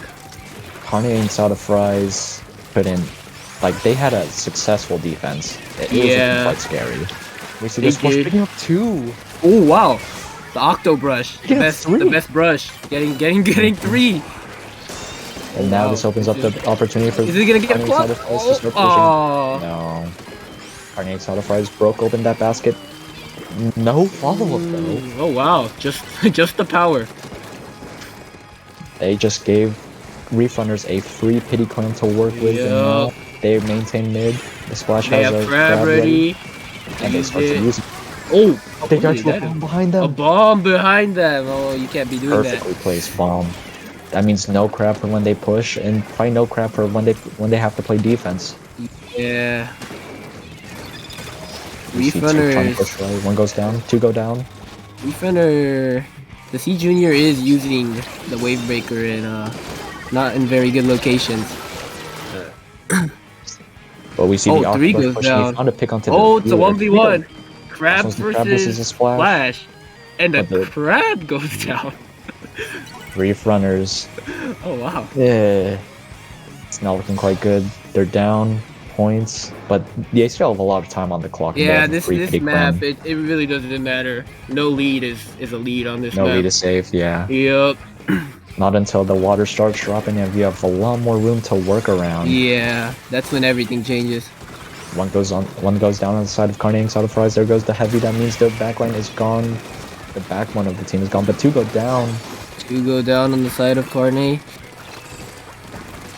Looks like they're still pushing. They have a wave breaker ready in order for them to play defense. They throw it There we down. go. Start scoring There's it. a good wave breaker there. Get lead if the roller flows into Power Clam. They do get the lead and the water is going away. The only good Still thing getting about Mahi is Clemson. the water dropping. Yup.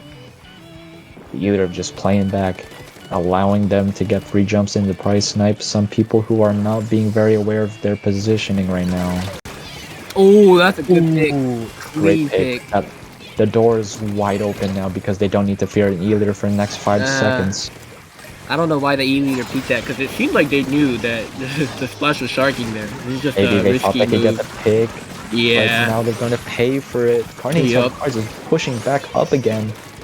They have one, two Ooh. power clams. It looks like they I can't don't know why. really get some- Yeah, they're not picking it up for some reason. I think What? the roller was just intimidating them into not picking it up, but Maybe. yeah.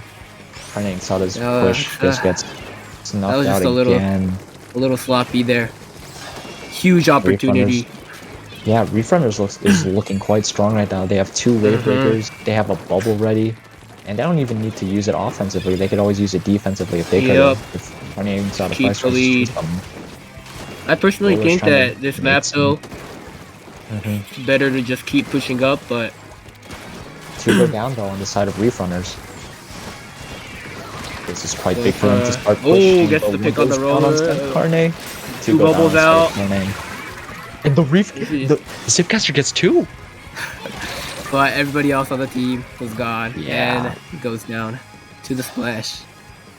Seems as if Carne and Exotic Fries can get their foot in the door. Ooh, what a kill Fries there. keeps shutting the door on their foot, dude. They just can't walk through the door. They just always get closed. Refrunner is solid defense. When they have a crab online, it's gonna be very hard, but they go down, they lost the crab. Yeah, they just rushed into like 3 people there. Oh, 2 goes down. I think you should have just stayed under snipe and held the crab, but this time the splash from Carne is trying to get some down the roll. But the defense, Ooh, as soon as they saw the 2 down, they needed to. Yeah, as soon as they saw the 2 down, they needed to push, like hard. Yeah, the Octobrush with Zipcaster. You can't throw the ball when you're in Zipcaster mode, but man, they died to the Wave Breaker. I think this is game 1 going to Reefrunners right here. It most likely is. Wow. Yep. The defense Wow. by Reefrunners though.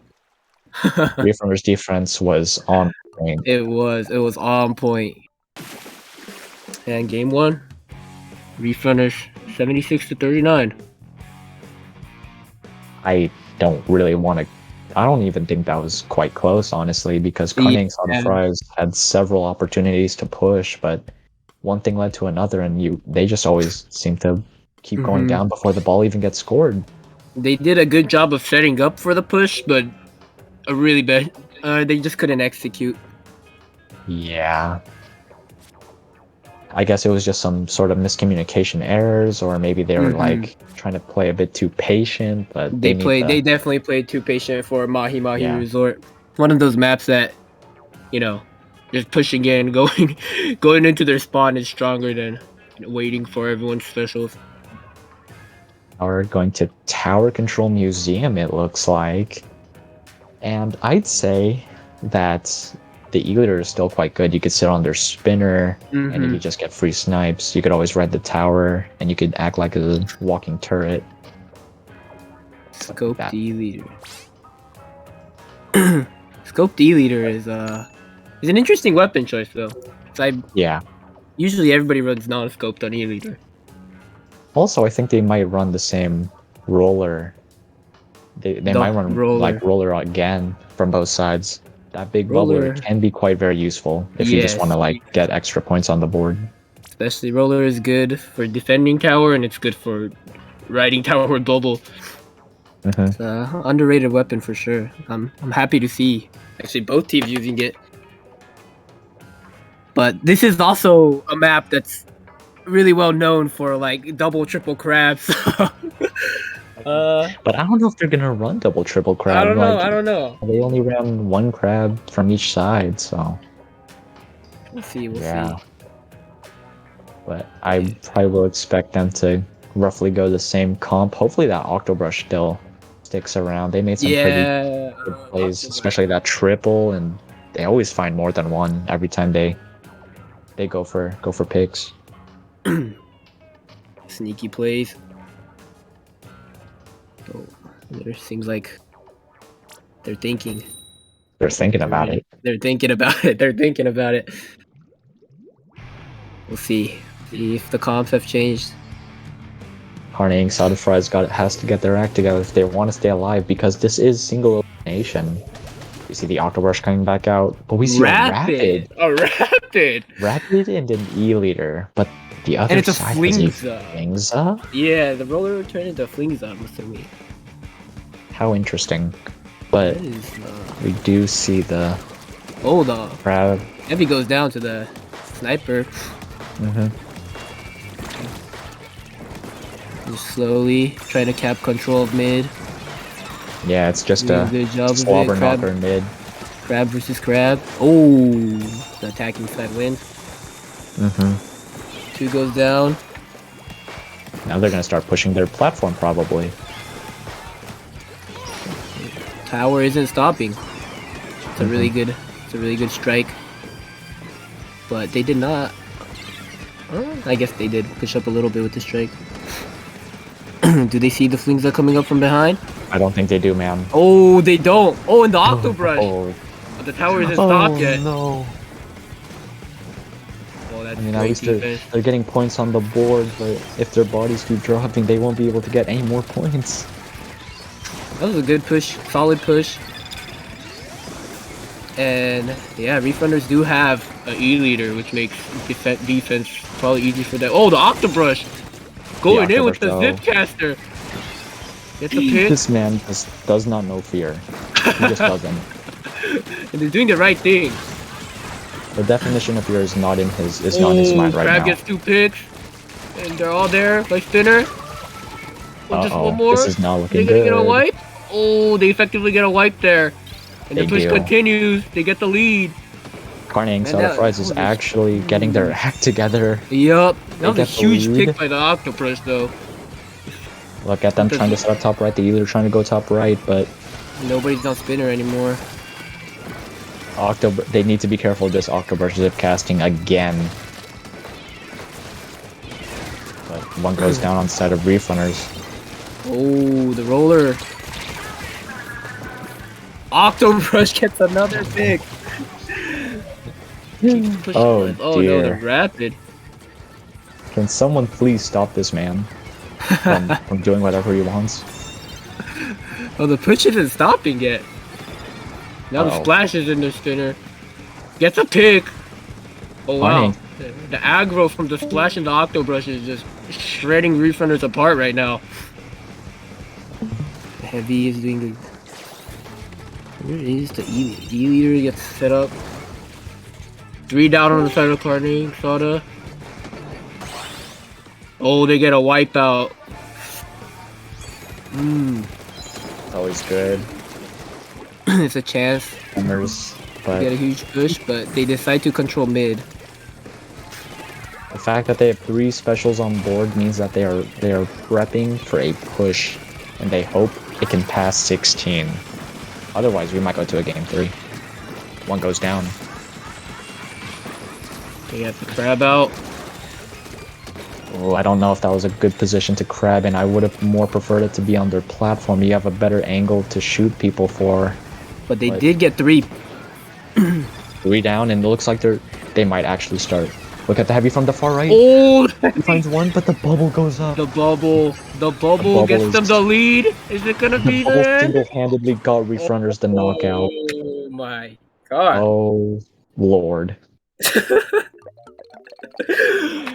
That was a really good play by the heavy, but a roller just The knew. roller was ready. The roller was ready. That's all they And what needed. was a push, something that was looking shaky for Refrunners automatically turned into an opportunity to just go in and get the win. That was a well-coordinated push. As Sunzi once said, in the midst of chaos, there's also opportunity, and I think Refrunners did that to a T. So Refrunners moving on to top 8. All right, well, it's been a pleasure casting with you, Brian. It has, it really has. Is there anywhere we could find you? Not really. But Triggerfish Zone Supremacy will be playing in Div 3 semifinals for Ludi this week sometime. Keep an eye out for that. And you could probably find me on Twitter at BARealMew2, the number 2. And please, I need more followers. I also want to keep commentating more, so I like getting opportunities like this. So thank you to CCA for Get this being man open up to there. letting an amateur this like man me. Well, we're gonna go to break, but when we come back, we will continue with the gold bracket and maybe go into top 8. So, It was Yeah. a pleasure. all right, pleasure working with you, man.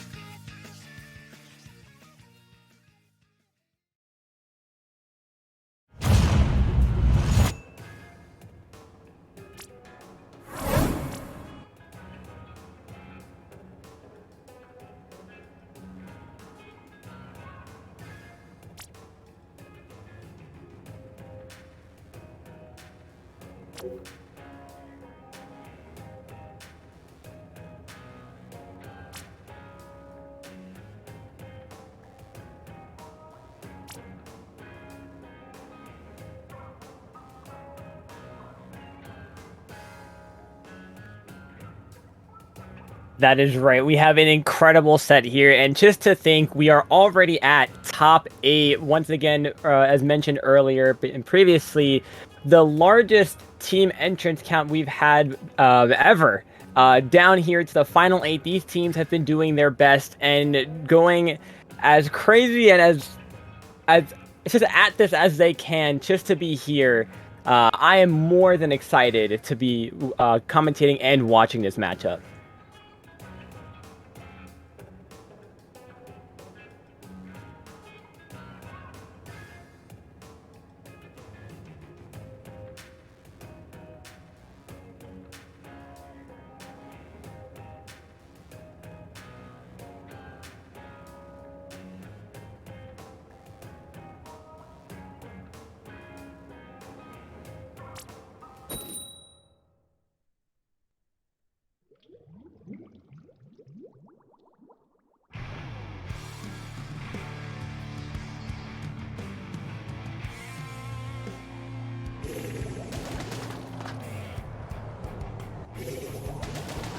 As we now see what the comps are bringing in. Oh, I love to see something different. That's L3, H3? I forget my threes.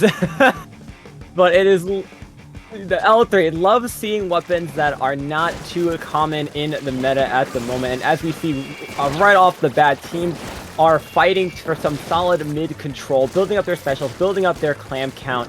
And right now, it is a bit of a stalemate, but both teams are right now looking for at least to get a pick or two down as one goes down right off the bat, making that a trade, actually, as the stalemate continues.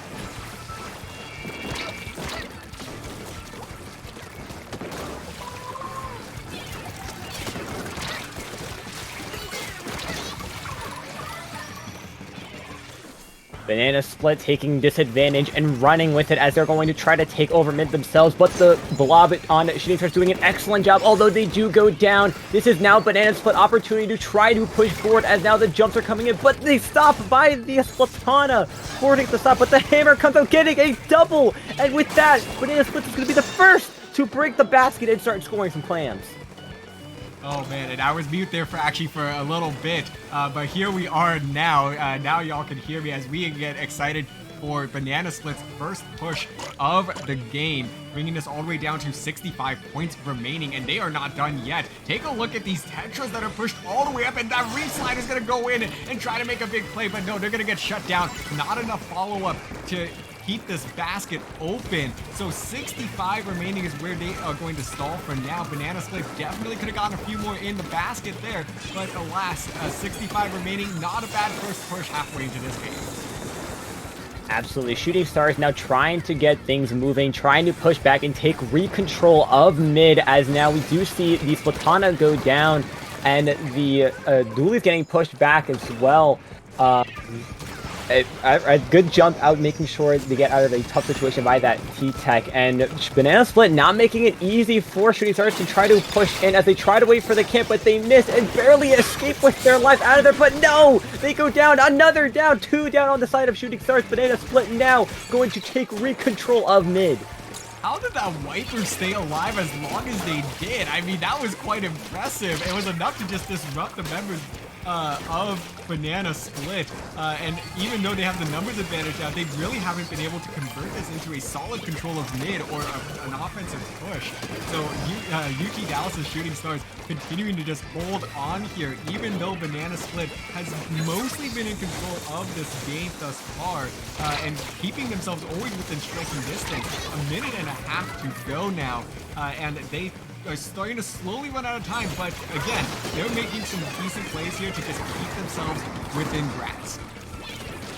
Absolutely. As they say, it's never over until it's over. A nice little fancy squid roll bounce off of the middle block just to stay alive. The roller make that 2 down on the side of Shooting Stars. Banana Splits with 2 specials ready online as they get a 3rd down, and they are going to rush it and make another score with the crab coming out, and the clams are now going to start pouring in as the score goes down from 65 down to 44, and they are still trying to rack them in. Wow, another power clam in. Make that 2 more to just throw some sprinkles on top of this Banana Split Sunday. And there is the wipeout. So alas, UT Dallas able to get a little bit of breathing room here. But with 45 seconds to go and 82 points, no, math is difficult, 82 points to have to overcome here. This is a very tall mountain that they're gonna have to climb, and it's very rare that we see this happen on a map like Hammerhead Bridge. Absolutely, and with Shooting Stars now trying to get something at least moving in, these Tetras were being quite the most annoying as possible, but being able to get 3 down is a 2v1 with just the leader up on Banana Split, but they are behind. Shooting Stars is going to go in with double Power Climb score, bringing the score down to 60 with 10 seconds left on the board to go down. Make that 3. It is just the wiper. They might not have enough time to score in, and they're going to try to be sneaky. Squid roll off the block, but they miss. The basket closes, and that is game 1 going to Banana Split. Seeing there right at the end, if Jimby was trying to make a big play with those clams, they had 6 in their possession. I would have actually really liked to have seen them just back off and build up another power clam and give their team another opportunity in overtime, should the basket have closed before the overtime had started. Instead they tried to make a bit of a play there. You're in a 1v4 situation. It just was not going to happen. So Shooting Star is now going to see themselves in this early deficit, and at this stage it's still only a best of 3, so there's not really any room for error, as now Shooting Star really they're out of mistakes to be made. Absolutely, and the biggest thing about a best of 3 versus a best of 5 or best of 7 or even a best of 9 is the time that you have to try to figure out what you're doing wrong to try to get things fixed or moving or put things in your advantage is very, very, very small. From that one game, if I'm Shooting Stars, I'm thinking what was our failure there? What did we do that we could do just a little bit better? Or what's that one little thing that we can tweak to put things at our advantage a lot sooner, a lot more frequently, and be able to bring home, hopefully, our second match here? Certainly. We're going to get ready for some Splat Zone's Brine Water. And this one I know is a little bit of a hotly contested map mode. The zone is very small. And definitely caters to the meta that we are currently existing in. I mean, this is just a crab paradise. The crabs can literally reach across the entire zone. And honestly, if you just sneeze on this zone, it's going to flip. It doesn't take much. So get ready for both of these teams to come out very aggressive. A couple of splashes likely to come out on either side as well, because between E-leaders and crabs, you can just survey the entire map. Absolutely. I think my favorite thing is once you take care of maybe that crab or the leader, any backline that's able to reach you from across the map, is because this map is so short, you could be in the enemy spawn within seconds. And that's something that I've seen a lot myself playing competitively, is how frequently not only is the zone going to flip, but the enemy plats, how frequently that you're going to be in each other's spawn fighting to try to break out or keep them locked in.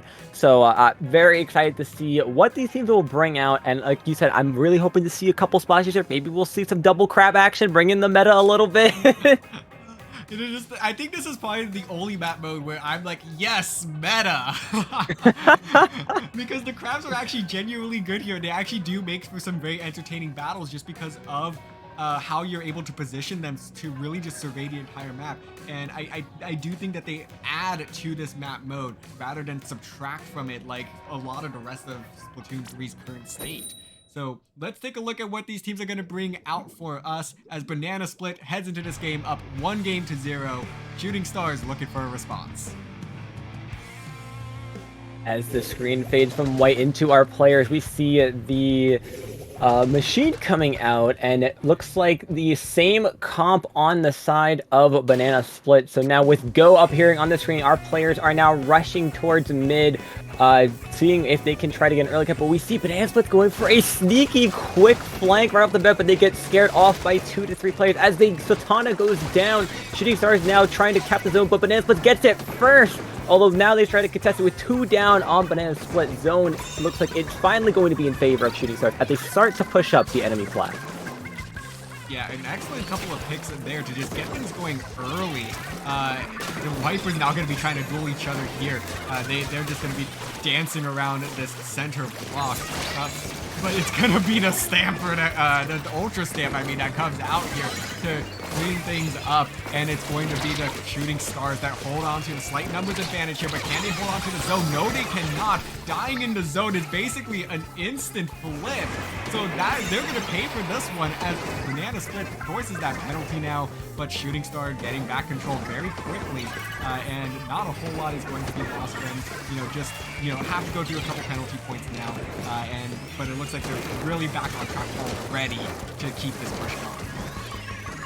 Right off the bat, Banana Splits still another 2 down, but a fantastic snipe by that leader, but the Sultana pushes up, able to get what seems to be a trade. Now 2 down on the side of Shooting Stars, but they are out of penalty, so their points are racking up. The hammer comes up, but a nice pick on the hammer going down with the Refounder coming to try to flip over that zone, but it is not going to go anywhere with that, as now zone is still in favor of Shooting Stars as they're trying to hold that zone as much as possible and not go any players down with 28 ticks left. Banana Split has to see if they get something moving here. Yeah, they certainly do, and here's their opportunity, getting 2 big picks, but they lose one of their own, and there's another player sharking. It's going to be the Flings, and that's going to result in a trade.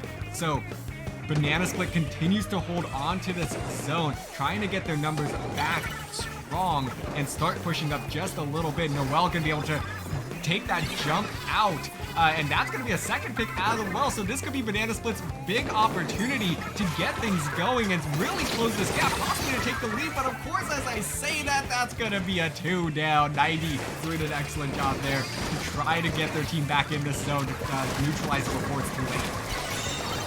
The Booyah coming out to help with that other half of the zone to be able to cap it over. But the Splatana is going to go down, trying to see if they can get a cheeky pick on Shooting Star, although it's unsuccessful. The leader popping out on the side from the flank side. Looks like this one's going to barely survive this as he's able to narrowly run away. 2 down on the side of Banana Split as the Wavebreaker comes out, tagging a third. And does what a nice swipe by that Splatana Wiper. Able to get another one down. It is just a fight in mid, and Banana Split going to go 3 down. Shooting Star in favor of zone. Penalty points are going to start counting down. Banana Split needs to look to see if they can make a breakout of their zone. I mean, but this machine has this Booyah ready, so they're gonna come in, try to neutralize the zone. They will get the neutral, but the Booyah is ready to just turn this back, but they're not even gonna need it actually. But let's just take down 3 members instead in the zone. That's gonna help keep control of that for us if you are the Shooting Stars. And alas, this is going to be no more penalty for them as they continue to put some major points on the board, and Banana Split is now staggered. So this is going to be very difficult for them to flip this zone, but it's going to be a couple of huge crucial picks that might try to keep them in this, and with 3 down, they should flip this zone. But no, the zone is just so small that they're going to do everything they can to hold on to it. Finally, Banana Split gives themselves one more opportunity here with a minute to go. They really need to make a big effort here. Absolutely. We saw that hammer though try to get another member down. The missiles already on the side of Shooting Star with 55 seconds left on the clock. The missiles are going to come out, and the Booyah is as well, as it was instantly ready. The zone is not going to get captured yet, but the Booyah might be able to flip it over, but no, but it is what pops up the crowd with the hammer coming from the side downtown for the double, and unfortunately hits the sign but at is okay. 35 ticks left on the clock. The Wiper trying to go double time, get this pick on the leader from the side. Opting to jump out is a good call to make sure they don't lose their life or any special build they are close to. But Split able to cap the zone one more time with 2 specials online. Unfortunately, one of their players going down that had the special ready. Another going down as well. Shooting Stars now getting the advantage of having 3 down with the leader placing mines as they get 10 missiles, trying to secure the zone and 10 seconds left. Oh, this is going to be a hotly contested zone, especially with how small it is. It's played a factor all game long, but with 3 members down and the wipeout, Shooting Star is going to hold on and force game 3. Excellent job by Shooting Stars, showing that they learned very fast from that first game, tweaking whatever they needed to tweak and securing that second game, bringing it 1-1, showing that they are not here to mess around. It is not over just yet. They are looking to move themselves forward. Yeah, and you know, we talk about kind of, you know, studying the other team here. The really interesting thing is that our gold bracket right now is composed of a lot of these veteran CCA teams that have joined us from at least the last season. Banana Split is brand new here. They are the kind of just the mystery person that kind of walks into the bar, you know, kind of a cloak on, sits down, and you're just kind of like, who is this person? That's Banana Split right now. That's UC Davis. Nobody really has any expectations of them coming in here, and they're currently sitting in top 8. I mean, that's not supposed to be part of the script, right? They are making a name for themselves without even having to hype themselves up. They said, you know what? You don't know us? Now you will by the time this is over. We are not messing around. We are here to be feared. And we are going to make this one heck of a run for ourselves. And honestly, they are doing an excellent job. They are. They are doing so well. And it's, you know, really, I think, I don't know what kind of expectation they had for themselves coming into this, but whatever it is, they should already be giving themselves a pat on the back for their first CCA appearance getting here. They're going toe-to-toe with Shooting Star, which is a combination of the Comet Blasters and Neo Comet Blasters, 2 longtime teams for the CCA that are kind of, you know, doing a bit of a pickup here for this tournament. So, you know, they have to also figure out things as they're playing together. Because this isn't their normal rosters that they go with. So, you know, a lot of just figuring things out for both of these teams. And we're as tight as it can be in a best of 3. I mean, there's really only one other option that, you know, is 2-0, you know. Absolutely. So yeah, so it's 1-1 here. We're going to game 3, Tower Control, Eel Tail Alley. So this one should be good. I mean, these teams have been playing at, you know, a pretty quick pace so far, and with Tower Control, Eel Tail Alley, it's only gonna get faster.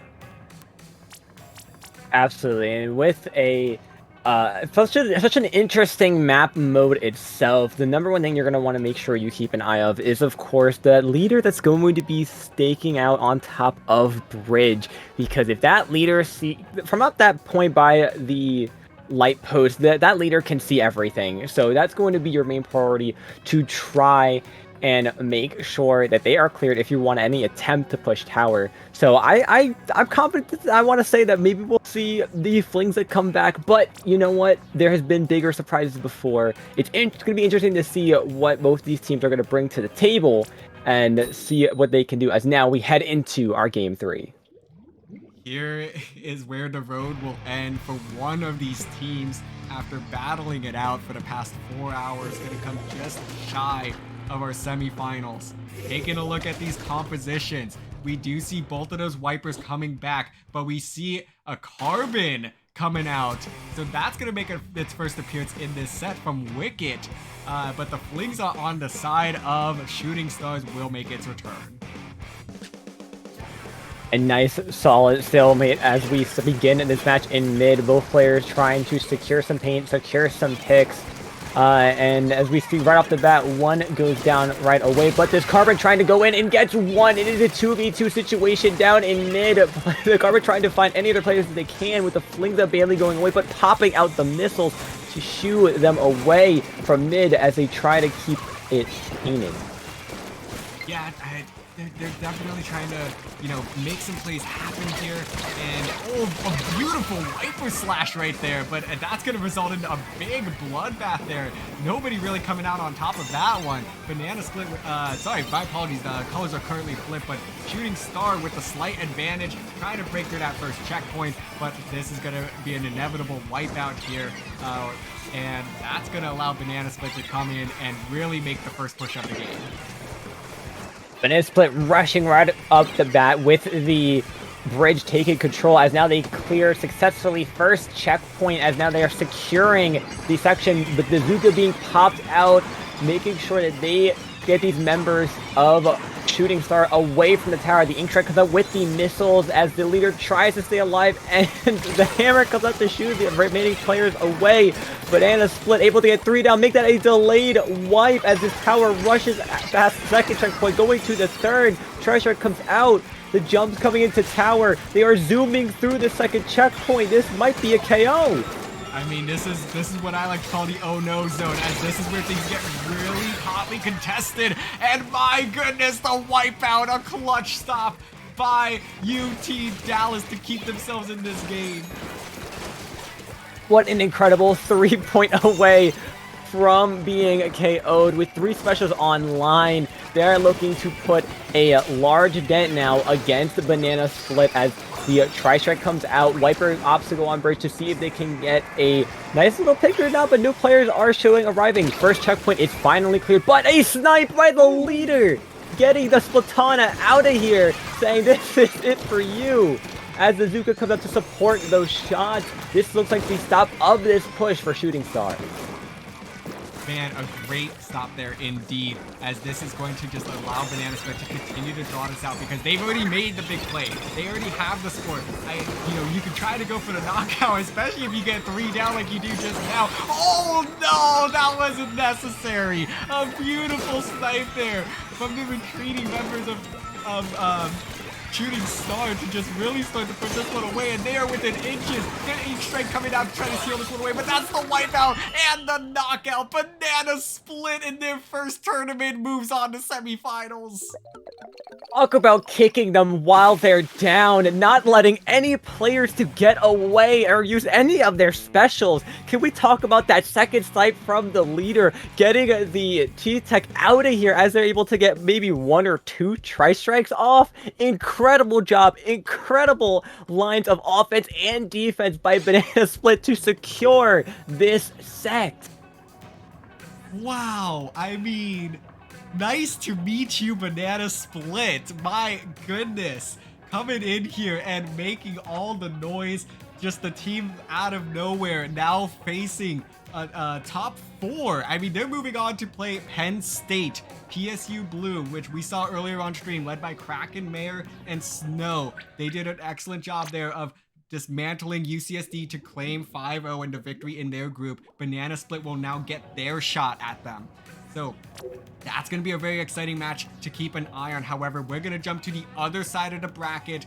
We're going to get ready for Night Sharks versus UCSD Esports Gold, 2 of the premier teams in the CCA just in general. I mean, these 2 teams have had gone toe-to-toe in Season 2. The Night Sharks came out on top 4-0 in group stage, and UCSD is looking for some revenge. So we're going to go ahead and take a very short break to get this match set up.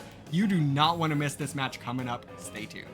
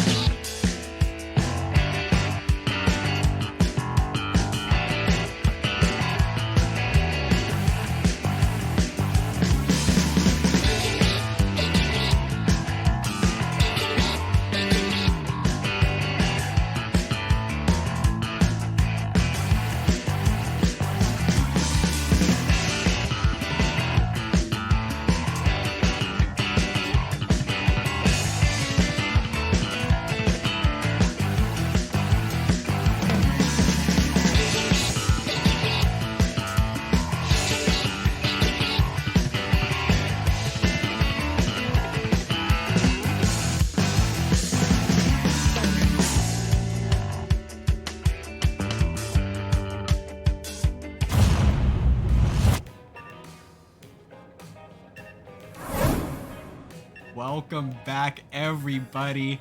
Like I said, it was going to be a very quick break. I am DRF, joined by Cactus, and we are all set to go in our semi-final matchup of Entrance Exam, and this will be a great matchup. It is still best of 3, so there's not a lot of room for mistakes, and Night Sharks versus UCSD Esports Gold. I mean, these two teams are really going to be trying to capitalize on each other's mistakes exactly as that. I really just don't know what to kind of expect out of these two. Just taking a look initially, it looks like that the Night Sharks are running with a slightly different roster, which could be very notable here, as UCSD Esports, they've really been taking notes on this team. They've wanted their shot at them ever since they played each other back in November, and they're gonna get it now, but it might not be with the exact same pieces that they were studying. Absolutely, and like you mentioned before, with little room to make mistake, with everything on the line, this is top 4. This is the matches before Grand. You do not want to mess any little thing up. You need to go in with your A game, as now the match does not begin right away. Oh, you gotta love it. And we got the map mode update. Fantastic. Commentator's curse, I guess. So you can... Beautiful. Well, we'll go ahead and take a second here and try to get these teams back into the lobby. Figure out what sort of went down there. But taking a look at the map list, actually, our top 4: Rainmaker, Mako, Mart. You know, what are sort of going to be the keys to victory here, Cactus? So, depending on what these teams are going to bring in here, Mako Mart, I've seen a lot, and really just any map mode, is a very lovely backline map, especially with the sniper right off of spawn. If you want to try to secure at least the first checkpoint for your team here, most teams opt to move with the right side path first checkpoint. The left is a little more dangerous, but it has been done, and it's been a while since I've seen some Rainmaker Mako Mart. So I'd love to see these teams bring out a lot of aggression, maybe see a lot of frontline heavy comps to make up for the fact that they're going to need a lot of paint with this map, because although it may seem like a big map, mid is very small and very narrow. There's a lot of opportunities for flanks on the side stacks as you try to move through, so both teams are going to have to be careful keeping an eye on pretty much everything on this map. Oh, absolutely. And I mean, just taking a look at, you know, what these teams are known for bringing out here, Hakon has been kind of known around here to be playing that Stamper, and Goat Child with that E-Leader, CD Woomy with that Carbon Deco Roller. So there's going to be a lot of very interesting key pieces here. I'm really excited to see CD Woomy and Hakon go head to head. Excuse me. You go with both of those weapons being just very strong slayers. So definitely keep an eye on those two. And as well as Go Chow trying to anchor things for this UCSD Esports team. Meanwhile, on the side of the Night Sharks, I'm not quite sure exactly, you know, if they still have, you know, backline options or exactly what's going on there. We're going to be kind of figuring this out just as much as UCSD is in this one. And speaking of backlines, we have Wild Mike that's bringing out the Jet Squelcher. What an interesting pick, but I totally can see it based on the way it works well for this map. With the stacks that you have a great opportunity to use that rangy opportunity as the pop goes straight off the bat. One player going down, make that the T-Tech, as now it's still a hold for mid. Certainly, and early on, a couple of nice picks there from long range. Both of these teams playing very carefully, though. No one wants to be the first to even get close to that Rainmaker out of fear of just going 1-2 down and costing their team this opening push. But so far, it's been all Night Sharks as they have the first 3 picks of the game, and a little bit of misdirection here. It's going to be the Tetras that are going to come in with a big play to shut down that Rainmaker before things get out of hand. Kudos to Enda for stopping that one, and that's going to buy UCSD Esports a lot of time to work with. And time is what they're going to have to have on their side. As they're able to get 2 down on Nitro, trying to go for a third, but they get a nice trade-off. It is Chester Squelcher trying to fend for their lives to stop this Rainmaker from being pushed, and they get lucky to able that the Rainmaker resets for nice time stall as their players are now going to try to come back and hold back any type of push. Beautiful work there by UCSD Esports. It just, I mean, they haven't really been able to find any sort of, offensive positioning quite yet, but their defense has been stellar as Nitrox continue to just do a great job of forcing this neutral game. And just like that, this very small lead ends up going back in favor of UCSD, and they're going to be able to clear that checkpoint. That's going to be a huge opportunity for them to keep this push going. They need to pick up this thing and go a couple more points on the board at the very least, because it's not going to take much for the Matrix to get this lead. Absolutely, but as we see 3 going down, they're able to start pushing forward, get this Rainmaker out of their spawn as the remaining members are trying to spawn back in.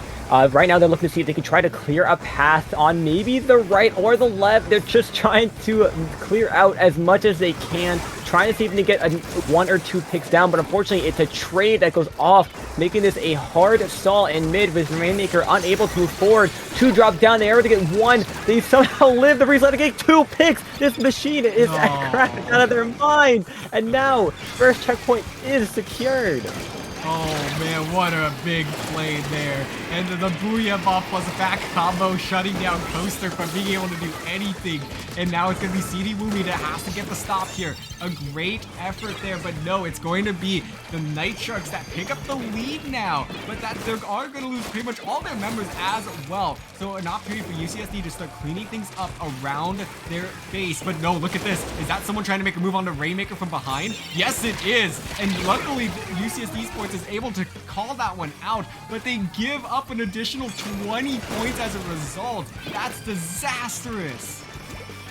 The Carbon CD Woomy knew there was a player striking somewhere. I saw them checking on the spectator cam. They knew that they were somewhere, as now they're pulling out the Zuka to try to clear up some more space with a nice strong lead for Night Sharks, 19.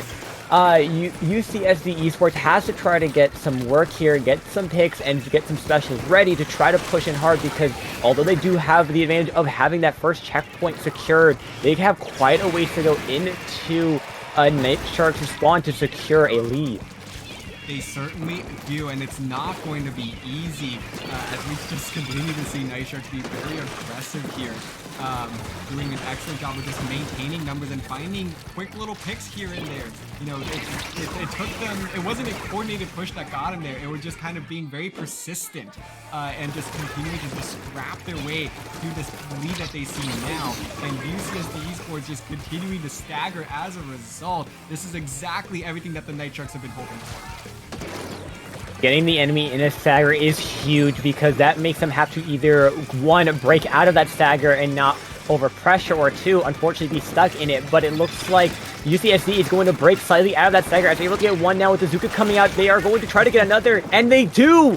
From downtown, what a Zuka shot, incredible, and they still have 2 specials online. Jet Squelcher has back ready, as they're going to try to save it for an opportunity with 2 down going down on UCSD, and Night Sharks pulling out the Zuka. 15 ticks left, they get the Rainmaker, and that is a delayed wipe with 10 ticks left to go. This looks like this might be Night Sharks' game. Oh, and they do pop it. They're going to go ahead and run it back, but no, look at CD Woomy! CD Woomy, what a big stop there! UCSD Esports going to give themselves one last chance, but they need to pop this Rainmaker bubble as fast as possible, and it's not going to be in time. They're trying to force it, but no, will they get there? It's not enough time. CD Woomy with a big play to keep UCSD in it. But my goodness, the Night Sharks held on for as long as possible to that bubble. That is as close as you can get to fighting over the Rainmaker in overtime. Wow. I know that Jet Squelcher is literally freaking out right now, so holding their vac until the very end and using it to secure just a little bit of paint, get it ready as soon as they're ready to pop the Rainmaker, launching it at the Rainmaker to stall, almost getting it to their pop, and just stalling it out until more of their teammates can come in, forcing UCSD into a panic to try to pop it, but unable to because overtime was just not in their favor. Yeah, it just wasn't, going their way there. They really kind of ruled that first half of the game. Night Sharks did an excellent job of getting some nice early picks, but the defense of UCSD just kept them in it and allowed them to see the lead that they had early on. It just wasn't quite enough to really sustain itself because, we saw that big flank there. CD Wumi was just so fortunate to have noticed that in time because that really could have been a knockout if they had let that slip any further. And I've been one who loves a good shark, as I've pulled it off many times myself in such major tournaments. I've done it in my Ludi sets, I've done it in Loink, I've even done it in SOS. So I am so happy that they were able to pull it off, and it's so fortunate, yes, that the Carbon was able to find it. But I'm confident that getting that actually definitely put UCSD in such a panic because they knew that that lead was so far away, especially with such a strong defense that Night Sharks was holding. Yeah, the main issue for UCSD was that they really didn't find themselves any, good 3-down, 4-down situations. They got like maybe 3 down there to get that first push off, but that was it. They never saw it again. So that's what they're going to need to continue to do here because this last game was all about them being staggered and coming up with big defensive stops as a result. So that's not bad, but if you're going to really make yourself a winning team here in this set, you really need to come up with bigger offensive pushes and be the ones making plays, not responding to them. Absolutely, and making sure that you are able to catch yourself in that stagger early on, especially now on this map mode with Clam Blitz. That's going to be huge to catch any kind of stagger early on or just not get forced into one. Because once you get into a stagger, one player is all it takes is to collect those clams to secure a solid victory, with now the first player going down on the side of, I believe that's the Night Sharks, as they now force the players back of Night Sharks into their plat. UCSD now in a solid control of mid, trying to move further, but Night Sharks is not letting it up so easily. Yeah, they're doing a great job right now of just kind of building this wall across their class, not letting any members of UCSD tread too closely because they're going to be ready to punish them. But no, not if you're CD Wooby. CD Wooby could go wherever he feels like. But unfortunately, the rest of the team does go down as a result. And take a look at this. Fawful all the way up to the basket already. They're going to be able to dunk this power plant and get the Booyah Bomb off as well. So that's going to open the opportunity for the rest of their team to jump on in with the few clams that they do, but there's not really any other follow-up here. So this basket will most likely close despite their best efforts. 68 remaining, not a bad push because Hammerhead Bridge can be very difficult to get sustained pushes on. It's at the very least, it gives them a nice, good start here. UCSD is now the one that has to once again respond, and that's where you want to be a good night. Absolutely, and with UCSD now pulling up the Zuka, trying to get some form of push going, they were able to secure a very nice defense and not allow Night Sharks to continue any further, but now it is in Night Sharks' court, pulling out as CD Booby tries to sneak in a over pick, but it is unsuccessful. They are having great coordination of seeing players all around as now they try to get some ledge picks, but unfortunately they go 3 down, make that a wipeout on the side of UCSD. Night Sharks throwing clamps all to their machine, getting that power clamp in the fastest way I've ever seen, and just with that they're able to score and pulling up the Booyah.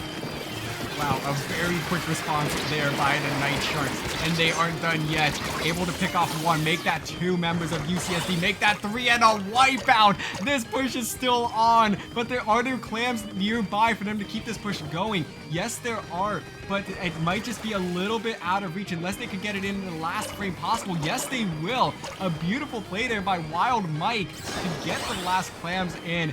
25 remaining. typically is a winning push on this map mode. So UCSD now has the unenviable job here of really overcoming this 75-point mountain that they've created for themselves. And with only 2 minutes left on the clock, they are trying to get something moving if they're able to. But the carpet's going to go down along with this Junior, along with the Tetras. Make that close to wipe the leader back up as quickly as they can, almost going down to the angle shooters. It is now Night Sharks forcing their way right up in securing mid, making a power climb already as they look to make another hit, but an incredible pick on the machine by the leader. Goat Child needs to continue doing exactly that. Another pick by Goat Child. This could be UCSD's opportunity, but they need to move quickly. Coaster, oh wow, did you even see that? What? Talk about a close shave with a haircut, able to get that pick down, but they are trying to get the climb economy as they're struggling to make that power climb. UCSD is going to finally make the basket open with 2 power climbs being scored, but there is no more follow-up. That is a delayed wipe. Night Sharks now going to secure the mid as they try to back the Junior up. The squad are trying to get that pick. Anyone on their team trying to get that pick, pulling them back. A minute left on the clock. UCSD needs another miracle push if they want to try to secure a lead and a win. I mean, it's really going to come down to CD Wu's been making plays, Goat Child's been making plays, Coaster and Enda definitely have been struggling just a little bit here.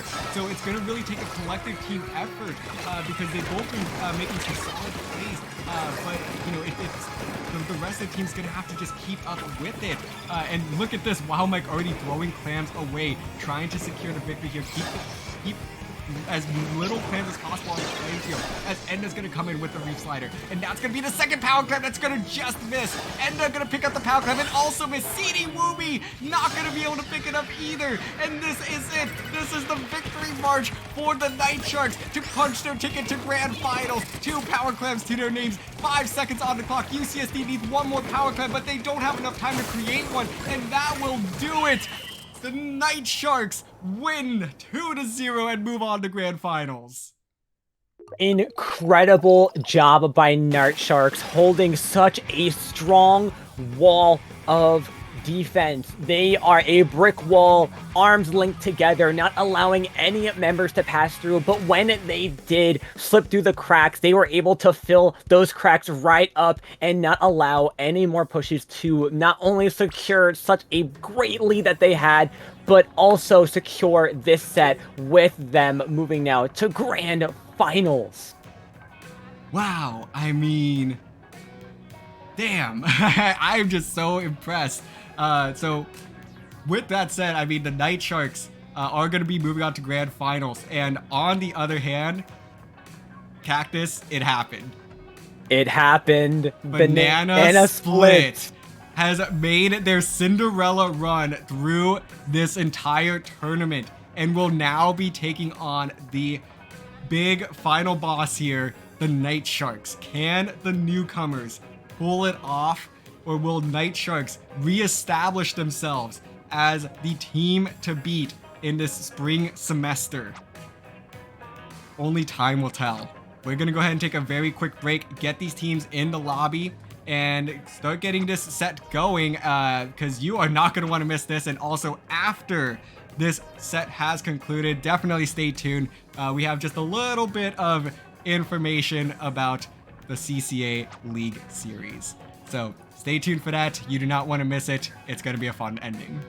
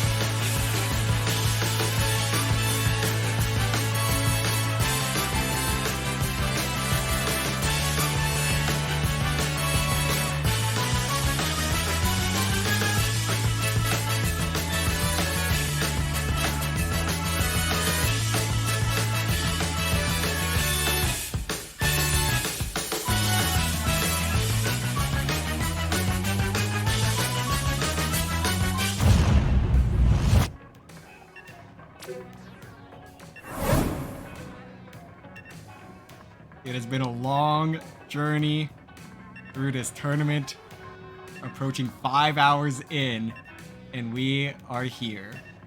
Grand finals of entrance exam, and we have a fantastic matchup for you all, a fantastic storyline to see which side is going to come out on top.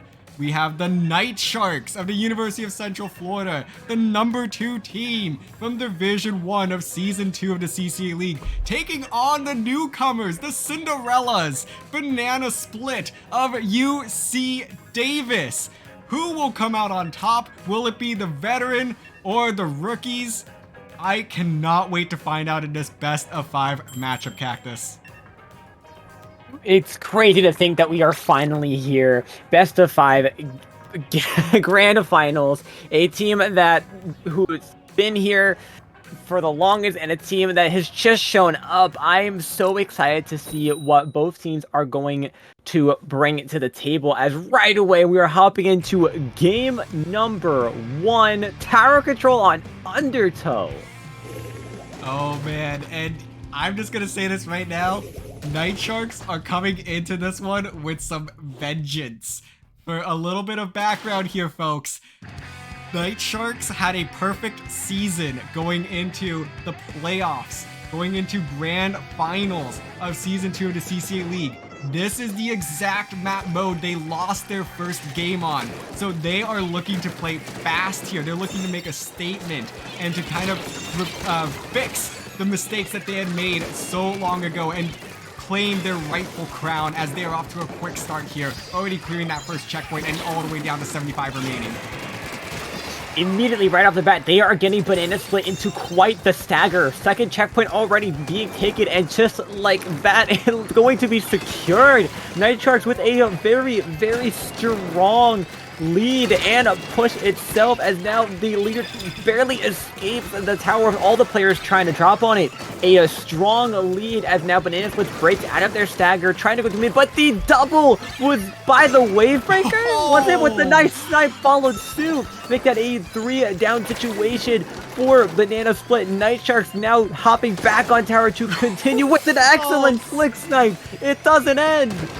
Stop it! My goodness, this E-leader's still going! They're getting every single pick that they want here, forcing their way through this checkpoint, but ultimately gonna come up just a little bit short. But it's not done yet. Finally, there is the delayed wipe. Banana Split suddenly realizing, hey, you know, we've been doing so well this far, but what did we just run into? They really just realized that they hit a brick wall, and they're gonna have to find a quick way around it or over it, because they do not have a lot of time to respond. This is gonna go very quickly.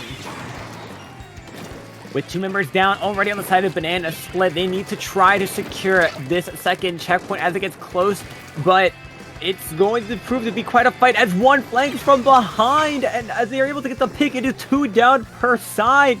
The Hammer having to opt to take the tower and toss it up in the sky as it gets the pick.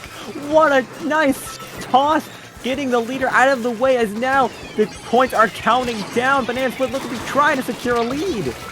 Oh my goodness. If you asked me just a minute ago whether Banana Split was going to close this to be a 14-point game, I would have said there's no way.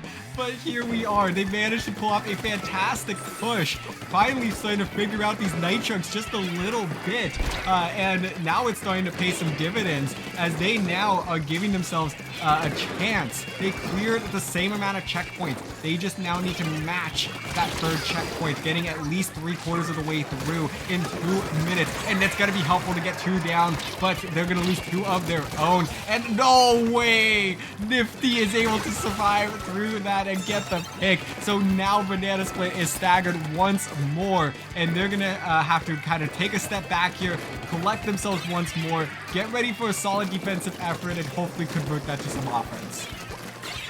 It was like they were going through the Matrix. I cannot believe they lived that, as now Banana Split is trying to make a re-entry with that tri-strike unfortunately going another member down. They have Reflighter ready, but there's also 2 specials ready on the side of Night Shark. They go 2 down. It comes up, but he's not going to go off in time. The 2 teammates pop up and get the Reflighter out of the way, as now Night Shark holds such a strong mid appearance with not lighting up anytime soon with only a minute left. 4 specials online for Night Sharks, popping 1. Banana Split's gotta get something rolling here. They do, and the further this power goes into their base, the harder it's going to be, as they'll have to take this essentially post to post. But they do have some time to work with. They just need to continue to be patient and get some solid picks like that. A huge double for Banana Split. This is going to allow them to pick up this tower at the middle of the map here and start to ride this very slowly all the way around. This area should be fairly safe for them, but they need to start getting someone up to start contesting that E-leader so that they can have a much more clear path. These specials will help, but they need to maintain their life, and these ink strikes are going to make it so difficult. It's a 9-point game, but no, the wipeout shuts down the push. Night Shark showing a great sign of defense, not letting that tower inching forward scare them at all. They knew what they had to do, and they were ready. These specials with the players, and as they are able to continue to force Banana Split into a delayed wipe. 9 seconds left on the clock. Banana Split doesn't look like they're gonna have any time to push forward, as now they are just feeding into the Night Sharks. A delayed wipe once more. Night Sharks taking game 1. That was a roller coaster of a game. I mean, in the very beginning there, Banana Split gets hit with a big dose of reality there, as their Cinderella run was put to a screeching halt by the Night Sharks, who had that major push in the opening couple minutes there. But then suddenly Banana Split was like, hey, we got here for a reason. We have the ability to push back, and let's do just that. And they managed to find themselves all the way at that 29 remaining mark. It just wasn't quite enough to match the Night Sharks or take the lead, but they gave themselves chances time and time again. I mean, they got so close there in those last 30 seconds, but ultimately came up just a little bit short. But if there's one thing they should be taking away from this, it's that you're in it. Banana Split is 100% in this set. The Night Sharks aren't as big and bad and scary as they may seem. And that's something that Banana Split is going to have to heavily focus on, because unlike these game 3s, but best of 3s, with this best of 5, you have a little bit more to try to figure out things you can tweak and things you can sort out to try to secure a very strong opening, or a strong defense, offense, or just a win in general. And that's something that Banana Split is going to probably try to work on here. They probably are thinking about what they went down to the most, things that maybe they could do just a little bit differently to put a dent in the Night Sharks to try to secure a very strong lead, as now we're moving into Rainmaker Eeltail. That leader's got a lot of good positions. They have to be either very careful or find ways to move that leader out of the way, as that leader was definitely hunting them down that last match. Oh, certainly. I mean, the E-leader on the side of the Night Sharks is just absolutely insane in that last game. I mean, they were getting picks left and right, and that's what led to that major push early on. So we'll have to kind of just continue to keep an eye on that as we can navigate towards Rainmaker Eeltail Alley. Absolutely, and with Eeltail Alley, like I've mentioned before, in the previous top 4 set we saw, when it was tower control, you want to be able to secure the opponent's bridge as easily and as best as you can, pushing the enemy back to secure that first checkpoint either on that plat section or down in mid. If you take a straight path, the only scary thing is you have players who might be watching from the top side. But we'll see what these players are going to bring out and what they are going to do, as now we begin game 2. Alright, so it seems like there might have actually been a little bit confusion there. So we're going to see if these teams actually start this one out, because it seemed like that Banana Split wanted to get a sub going there. Yes, okay, there we go. So okay. the teams are back on the same page. So Banana Split will get their substitute into the lobby. So we'll kind of see exactly how that continues to change the dynamic of this set, because I always love when teams have these subs at the ready. You know, you can really start to plug and place pieces to really fit your biggest strengths or adjust to your biggest weaknesses, you know, try to cover, you know, some of those faults. And that's going to be really huge. And on the side of Nitrox, now this is an additional piece you really have to start to figure out. So there's always some give and take when you have a sub in, because also now are they going to mess up with the flow of your team? You know, how does that affect everything? So gonna take a look here to see exactly what substitution we will expect and how that will change things. But with Rainmaker, Eeltail, Alley, I mean, since they had that sub, they can go ahead and change all the weapons and stuff as well. But for Rainmaker, Eeltail, Alley, it's another very fast-paced map. I mean, Eeltail is fast-paced, Rainmaker is fast-paced. You just get a very, very quick game here, especially when it comes to that first checkpoint. Those go so fast. And then from there, it's kind of the Wild West of which way do you take the Rainmaker and which way is going to be the best place to, you know, set up shop and start to push towards that knockout.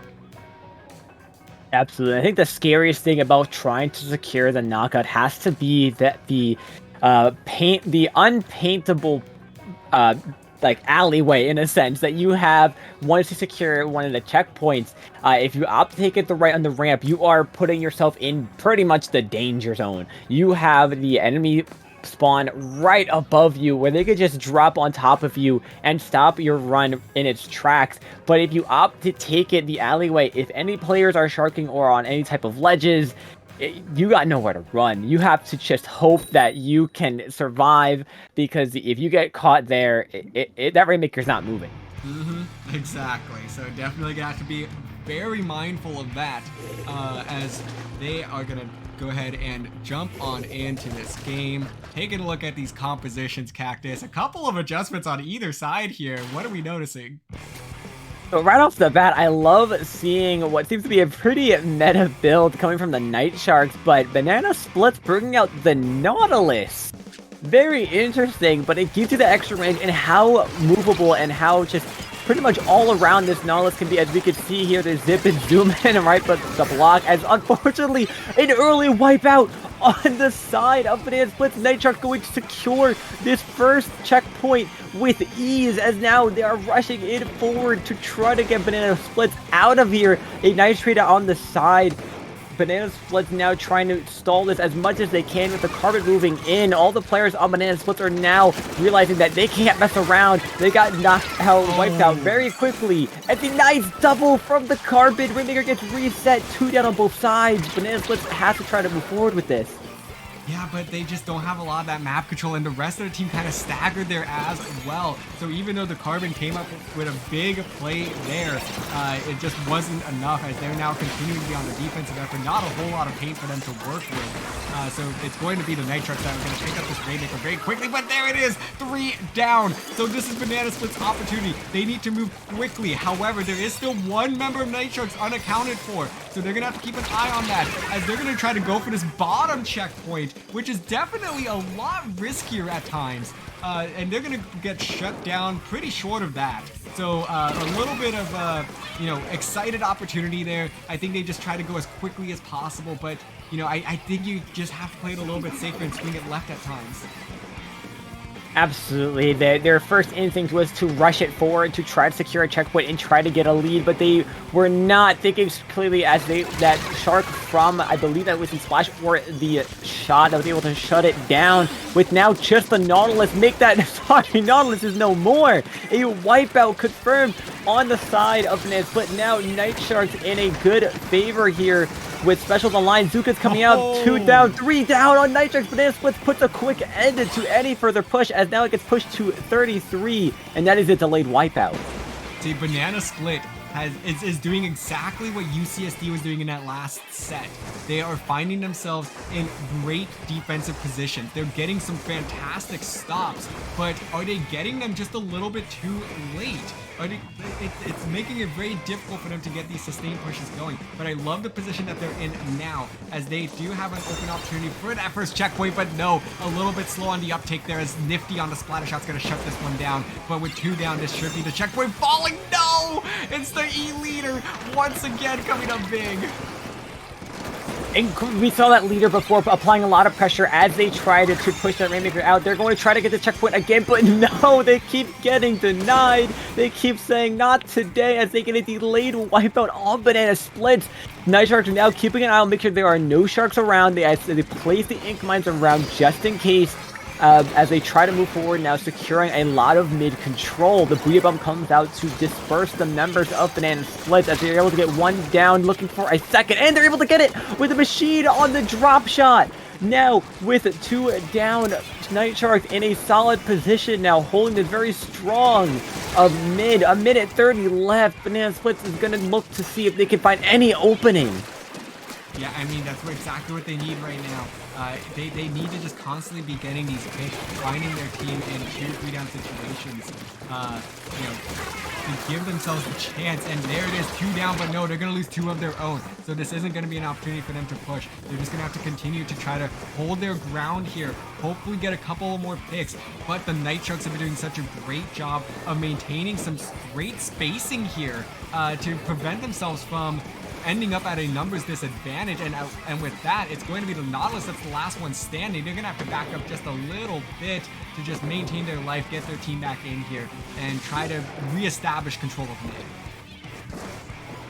Banana Splits now popping some rain and throwing some mists out as they try to paint up most of mid. This leader is really punishing any type of movement they try to get. They're opting to pick up the Rainmaker. It is 2 down on the side of Night Sharks. Banana Splits now opting to take it to the right. They're able to get 3 down. The leader's on the left. They're going to try to paint it up. Is the leader going to get that pick? But no, the hammer is pulled out on the side of Banana Splits. They get another down. The hammer is tossed. They are so close to a lead, but unable to get it off. No, they got antsy. They got a little bit antsy there. You can't do that. But they do get the jumps in, but it's not going to be enough as the Night Sharks pick up this Rainmaker, start to run away with it. The Nautilus trying to make a play, but it won't be enough. The Night Sharks win game number 2 in another last-minute nail-biter. Excellent job by Night Sharks, not letting the pure scary aggression that Banana Splits tried to put on, but because they understood that early wipeout was their opportunity and they took it to apply so much pressure and scaring Banana Splits a little bit. Because now if I'm Banana Splits, you're 2 games down. You are 1 game away from unfortunately being knocked out of grand finals. So whatever Banana Splits needs to do, they have to figure out now if they can break Night Sharks' steady and strong push and lead they have in this grand final set. Yeah, I mean, best of 5, we said you got a little more wiggle room, but it's not that much more. So you really have to figure things out very quickly. And Banana Split has been doing that in these games. They've been, really letting these big leads go early on, but they figure it out in the second half and get really close within striking distance. I mean, they were within 9 points in game 1. I believe it was 13 points in game 2 here. So game 3, it's do or die at this point. You kind of had 2 opportunities to really figure it out. Now you need to be the ones to go in here and make a big push early on, because that's exactly what the Night Sharks are going to be doing. They don't want to let you have any room to maneuver now that you've had an opportunity to play with them for a little bit. So they're going to just try to continue to play their same game, go out fast, make big pushes early, and try to play defense the rest of the way. Night Sharks has done it for both matches that we've seen. It's been basically able to get Banana Splits in a constant stagger. And I think that might be the secret for Banana Splits to unlock, to be able to possibly bring this back. Even though the score might look a little scary, I wouldn't let it scare them too much. As long as they're able to understand the disadvantage that they had and turn that into a great advantage, they might be able to pull off some possibly reverse sweep. It's happened before, but they need to go in knowing that Night Sharks is not going to let up in the slightest, as now all of our players on both teams are ready. We are going in to our third match, Clam Blitz on Flounder Heights. Here we go. This is Banana Split's last stand. Can they rope this set back in, give themselves those opportunities? Taking a look at these comps, tries coming out on both sides now, which I love the choice. The Tri-Slosher does a fantastic job working all these ledges and scaling the buildings and whatnot. So you're going to definitely see a lot of squid surging out of both of these players. As we see, both players trying to get a shark on the move as they're able to get one down. Make that two excellent picks. I believe that's the side of Banana Split. Able to now hopefully secure a strong mid position as they go for another, but they are unable to try to get things moving, even though the bucket is trying to push it further. A great early game, though, from Banana Split, doing a great job of just being the ones to apply that pressure.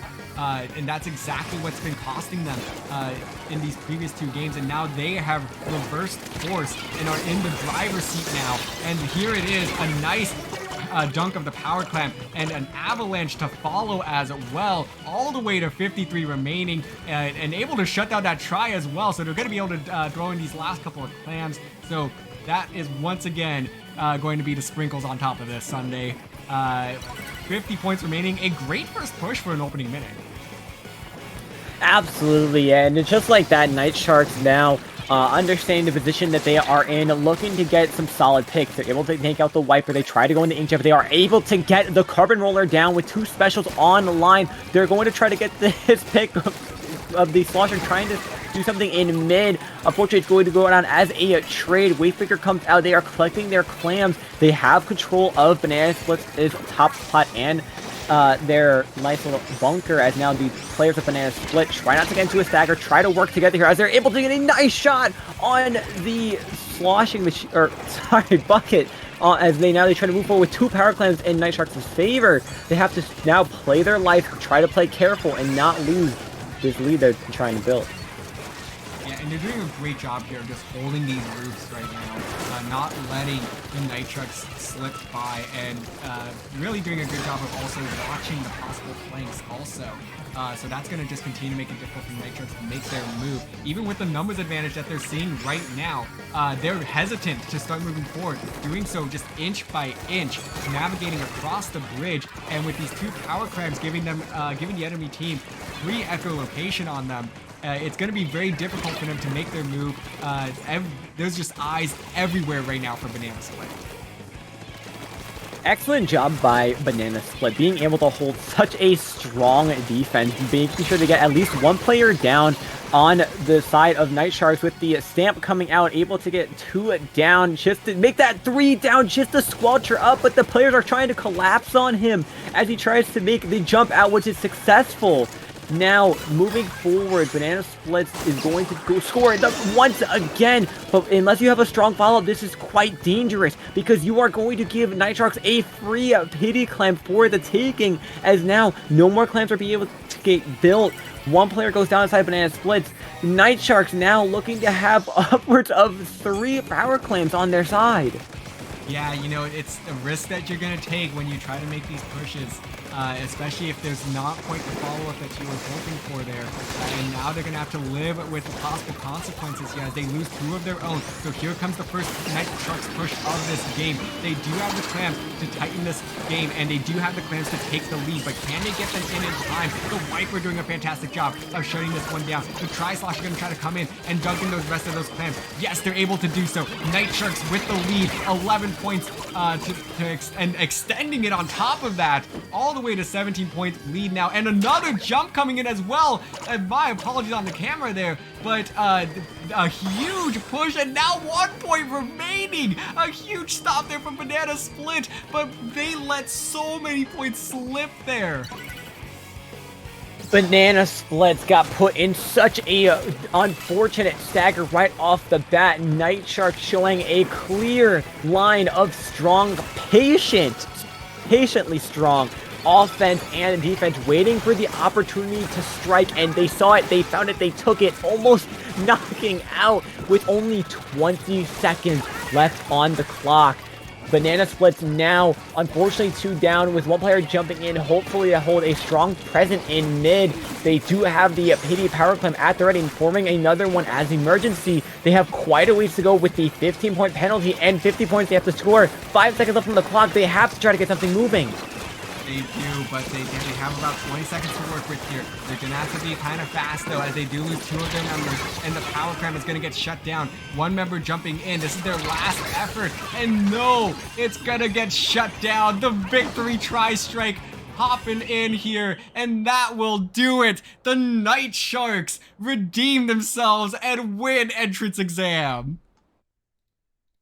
Excellent job done by Night Sharks, not only securing this win, but a nice, clean, steady 3-0, knocking out the Goldilocks run that was for Banana Splits, taking it all the way, coming from out of nowhere to grand finals. So Banana Splits, you should be proud of yourselves no matter what you did, because you put on quite the show, made a name for yourselves, and I hope we see you back. Same, absolutely. I mean, I will say this, that going into this tournament, the staff had essentially said, with all these teams here and a lot of new teams as well, there's bound to be one team that's just going to show up and surprise everybody. And Banana Split, I'm happy to say that you are definitely that team. It has been a pleasure to watch you and get to know you today, and I so look forward to your run in CCA League Season 3. That is going to be a fun one to watch, because I think we are starting to see some rivalries brew here. Night Sharks, Banana Split, Penn State, UCSD Esports Gold, all in the top 4 today, and they are definitely not going to be satisfied with today. They are looking to continue these fights on whenever the league comes around. Absolutely, and something that you should make note of your run here today, and this goes for all teams out there. You put in your best effort, you tried your hardest, but this is only fueling the fire to do better next time. Make sure that you're taking a look at all these games that you have put your efforts in and see things that you can improve for next time, because I know as much as someone who competes so much myself in the competitive world of Splatoon, you just try to get better. You watch your games back, you see what you can do differently, and come back hitting harder, better, smarter, stronger, be able to make a strong dent in the next tournament. Certainly. Man, I'm so excited to see what these teams have in store. And speaking of what is in store, we're going to give you a quick look at what is to come. But before we do, Cactus, thank you so much for joining us today. It has been an absolute pleasure to commentate with you and have you on for CCA for the first time. Go ahead and plug yourself. Where can the viewers of our chat find you? Thank you so much for having me. This is such a huge opportunity, and I'm so grateful for it. You can find me over on Twitter and YouTube at Glitched Cactus, and I do some streaming myself with my team, Aquatic Vanguard, with our Ludi set that is coming and a possible tournament runs we're having soon. I stream over on Twitch at Glitched Cactus 1. DRF, where can we find you? You can go ahead and find me at DRF_Splatoon and on Twitch, TritonDRF. And you can find me here at the CCA, always streaming and putting on things for these collegiate teams. It's always so much fun to do so. But with that said, speaking of putting on new events, we have a little bit to tell you all about. First of all, our staff applications. Those are still open for anyone that is a college student or alumni that is interested in helping to continue building the collegiate scene. We had 64 teams at the initial sign-up period. That is absolutely insane, and we are going to continue to need your help if we look to expand on that. Then, second of all, so first of all, sorry, my apologies, missed out on detail there. So if you are interested in filling out an application, those are going to be due on February 10th, I believe is what we have. Friday, February 10th. So be sure to get those in, and you will probably hear from us shortly after if we look to hear from you a little bit more. Then, after that, now we have a little bit of, I guess, a treat, I'm gonna say, for something to finally wrap up Season 2 of the CCA League. We, as many of you know, we had a very large stats project going on behind the scenes with our Division 1 teams. First of all, kudos to Division 1 teams for continuing to provide those numbers and for making this big, beautiful spreadsheet that we hope to share with the public very soon. But as a result of those spreadsheets, we wanted to, you know, give some recognition around the league and just continue to build up each other here. So with that said, take a look at what we are deeming our very first all CCA teams. And take out take out the Charger. You're gonna take out Barry. You're gonna be set up very well. Yeah. Well, because if you don't, that is what you're going to see right there. Just it to be destroyed. And instead, Night Shark's able to get control mid anyways. And you see Billy working up top there, getting a double, possibly a triple. Oh, but a double by Barry. A collateral shot that ended everything and keeps the lead in the favor of the Boilermakers. What a shot. Potential game-saving stop there from Boilermakers. Elsewise, you know, get brush behind you. You have to fight your front as well. There's two down on the side, Case Western, and there's a brush in top mid. You can't really move much there, Twiz. When they're able to build a power, but just holding the stack, finding another pick as well. Kraken is on a rampage.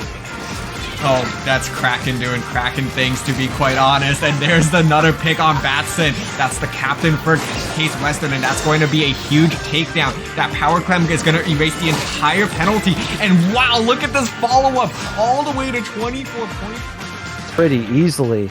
But Boilermakers still knocking on that door. They're getting those picks right now. They're holding on to the clams, but Billy's able to get a nice pickle and toasty. Yeah, Astrum exploding immediately before I can say anything about them. And now the Blaster's going to be pushing up top here, taking care of Barry, and Astrum's going to probably eat it again there, falling into the enemy bubbler. So who is this, Billy? Our old pal Billy up top here, making a hero play and busting the doors wide open for the Night Shark. In the hands of Kevin. Kevin jumps out, Sophie jumps in, but oh no, 4 members of Case Western right there with another jump. Oh no! And overtaking the lead. They're gonna have one more chance here to really solidify the cap of the zone, because they're about to lose the lead, and that is going to be disastrous if that's the case. But look at this, the triple for Batson, and that's going to be the lead. It's going to be Sophie, the last one standing. Kraken is down as well. There's not going to be enough.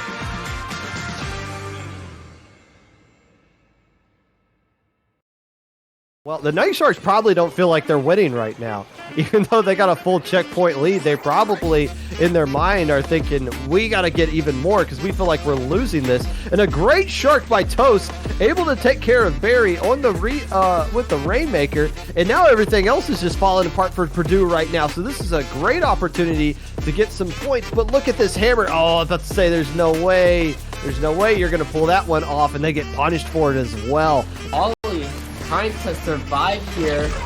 Unfortunately going down to the burst shot, but man, finding another pick is the splash. And we talked about how good crafting is. We've seen it already, but the point count doesn't show it. Splatfield Knights have the lead all the way down to 19 remaining.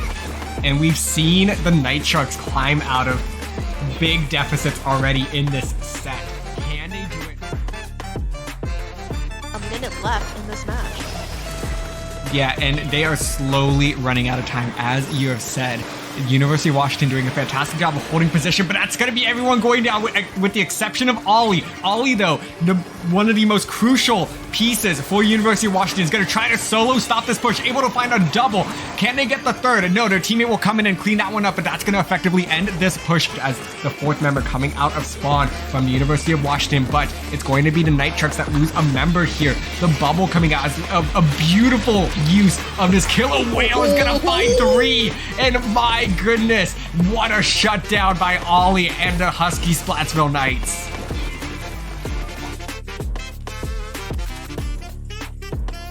Have 2 power clamps at the ready, but I keep saying that teams have opportunities and they go nowhere fast, but Seekin's gonna make a move with the reslider. Here's the jump! Here it is! And this is gonna be the first score in the game. 2 power clamps, a huge push by the Comet Blasters, and that should be a game unless UCSD can punish this push, but they're not in a position to do so. They don't have the clams ready for it. Oh my gosh, what an offensive explosion. What a heads-up play by Seekin. Checkpoint yet, but now it seems like UCSD Esports Gold could be the first ones to clear a checkpoint. Yeah, and if you're Comet Blasters, you gotta be all right with letting this checkpoint go right now. You don't want to overfeed a little bit too much into it. You just want to save the second checkpoint. You see Seekin being very annoying right here. So I guess that's a chicken that got that splat. Hello? And the reslider to finish it up as well. Okay, Seekin making a little bit of a hero play right here. You gotta get really close to it. It's usually a little bit risky. Yeah, that's certainly true. And now it's going to be UCSD Esports that does pick up this Rainmaker. It's CD Woomy who's holding on to it. That's, one of their main slayers there. And that's going to be 3 down. So this should be the first checkpoint falling in favor of UCSD. And now look at all 3 members pushing up here. It's now actually going to be CD Woomy that backs up to try to get this pop. Not going to be able to get it, but will get a pick off of it. And now they're just going to pull forward here and try to get as many points as possible. Distraction like we typically see Tetris do. Just go up there and start taking some fights. Instead, just kind of floating around in no man's land, getting splatted, not being able to use the reslider. And with a little flare. And this is what I would like to see coming out from the side of the Comet Blasters. Nice work here from San Diego. This is a pesky spot to be in, and that'll create a perfect opportunity for that tower to kind of get moving. Oh, CD Woomy doing everything they can, trying to get rid of that vacuum. And CD Woomy is on a tear. 3 down on the side of the Comet Blasters. That's going to be the second checkpoint cleared for UCSD Esports Gold. And they are starting to really extend this lead with 1 minute to go.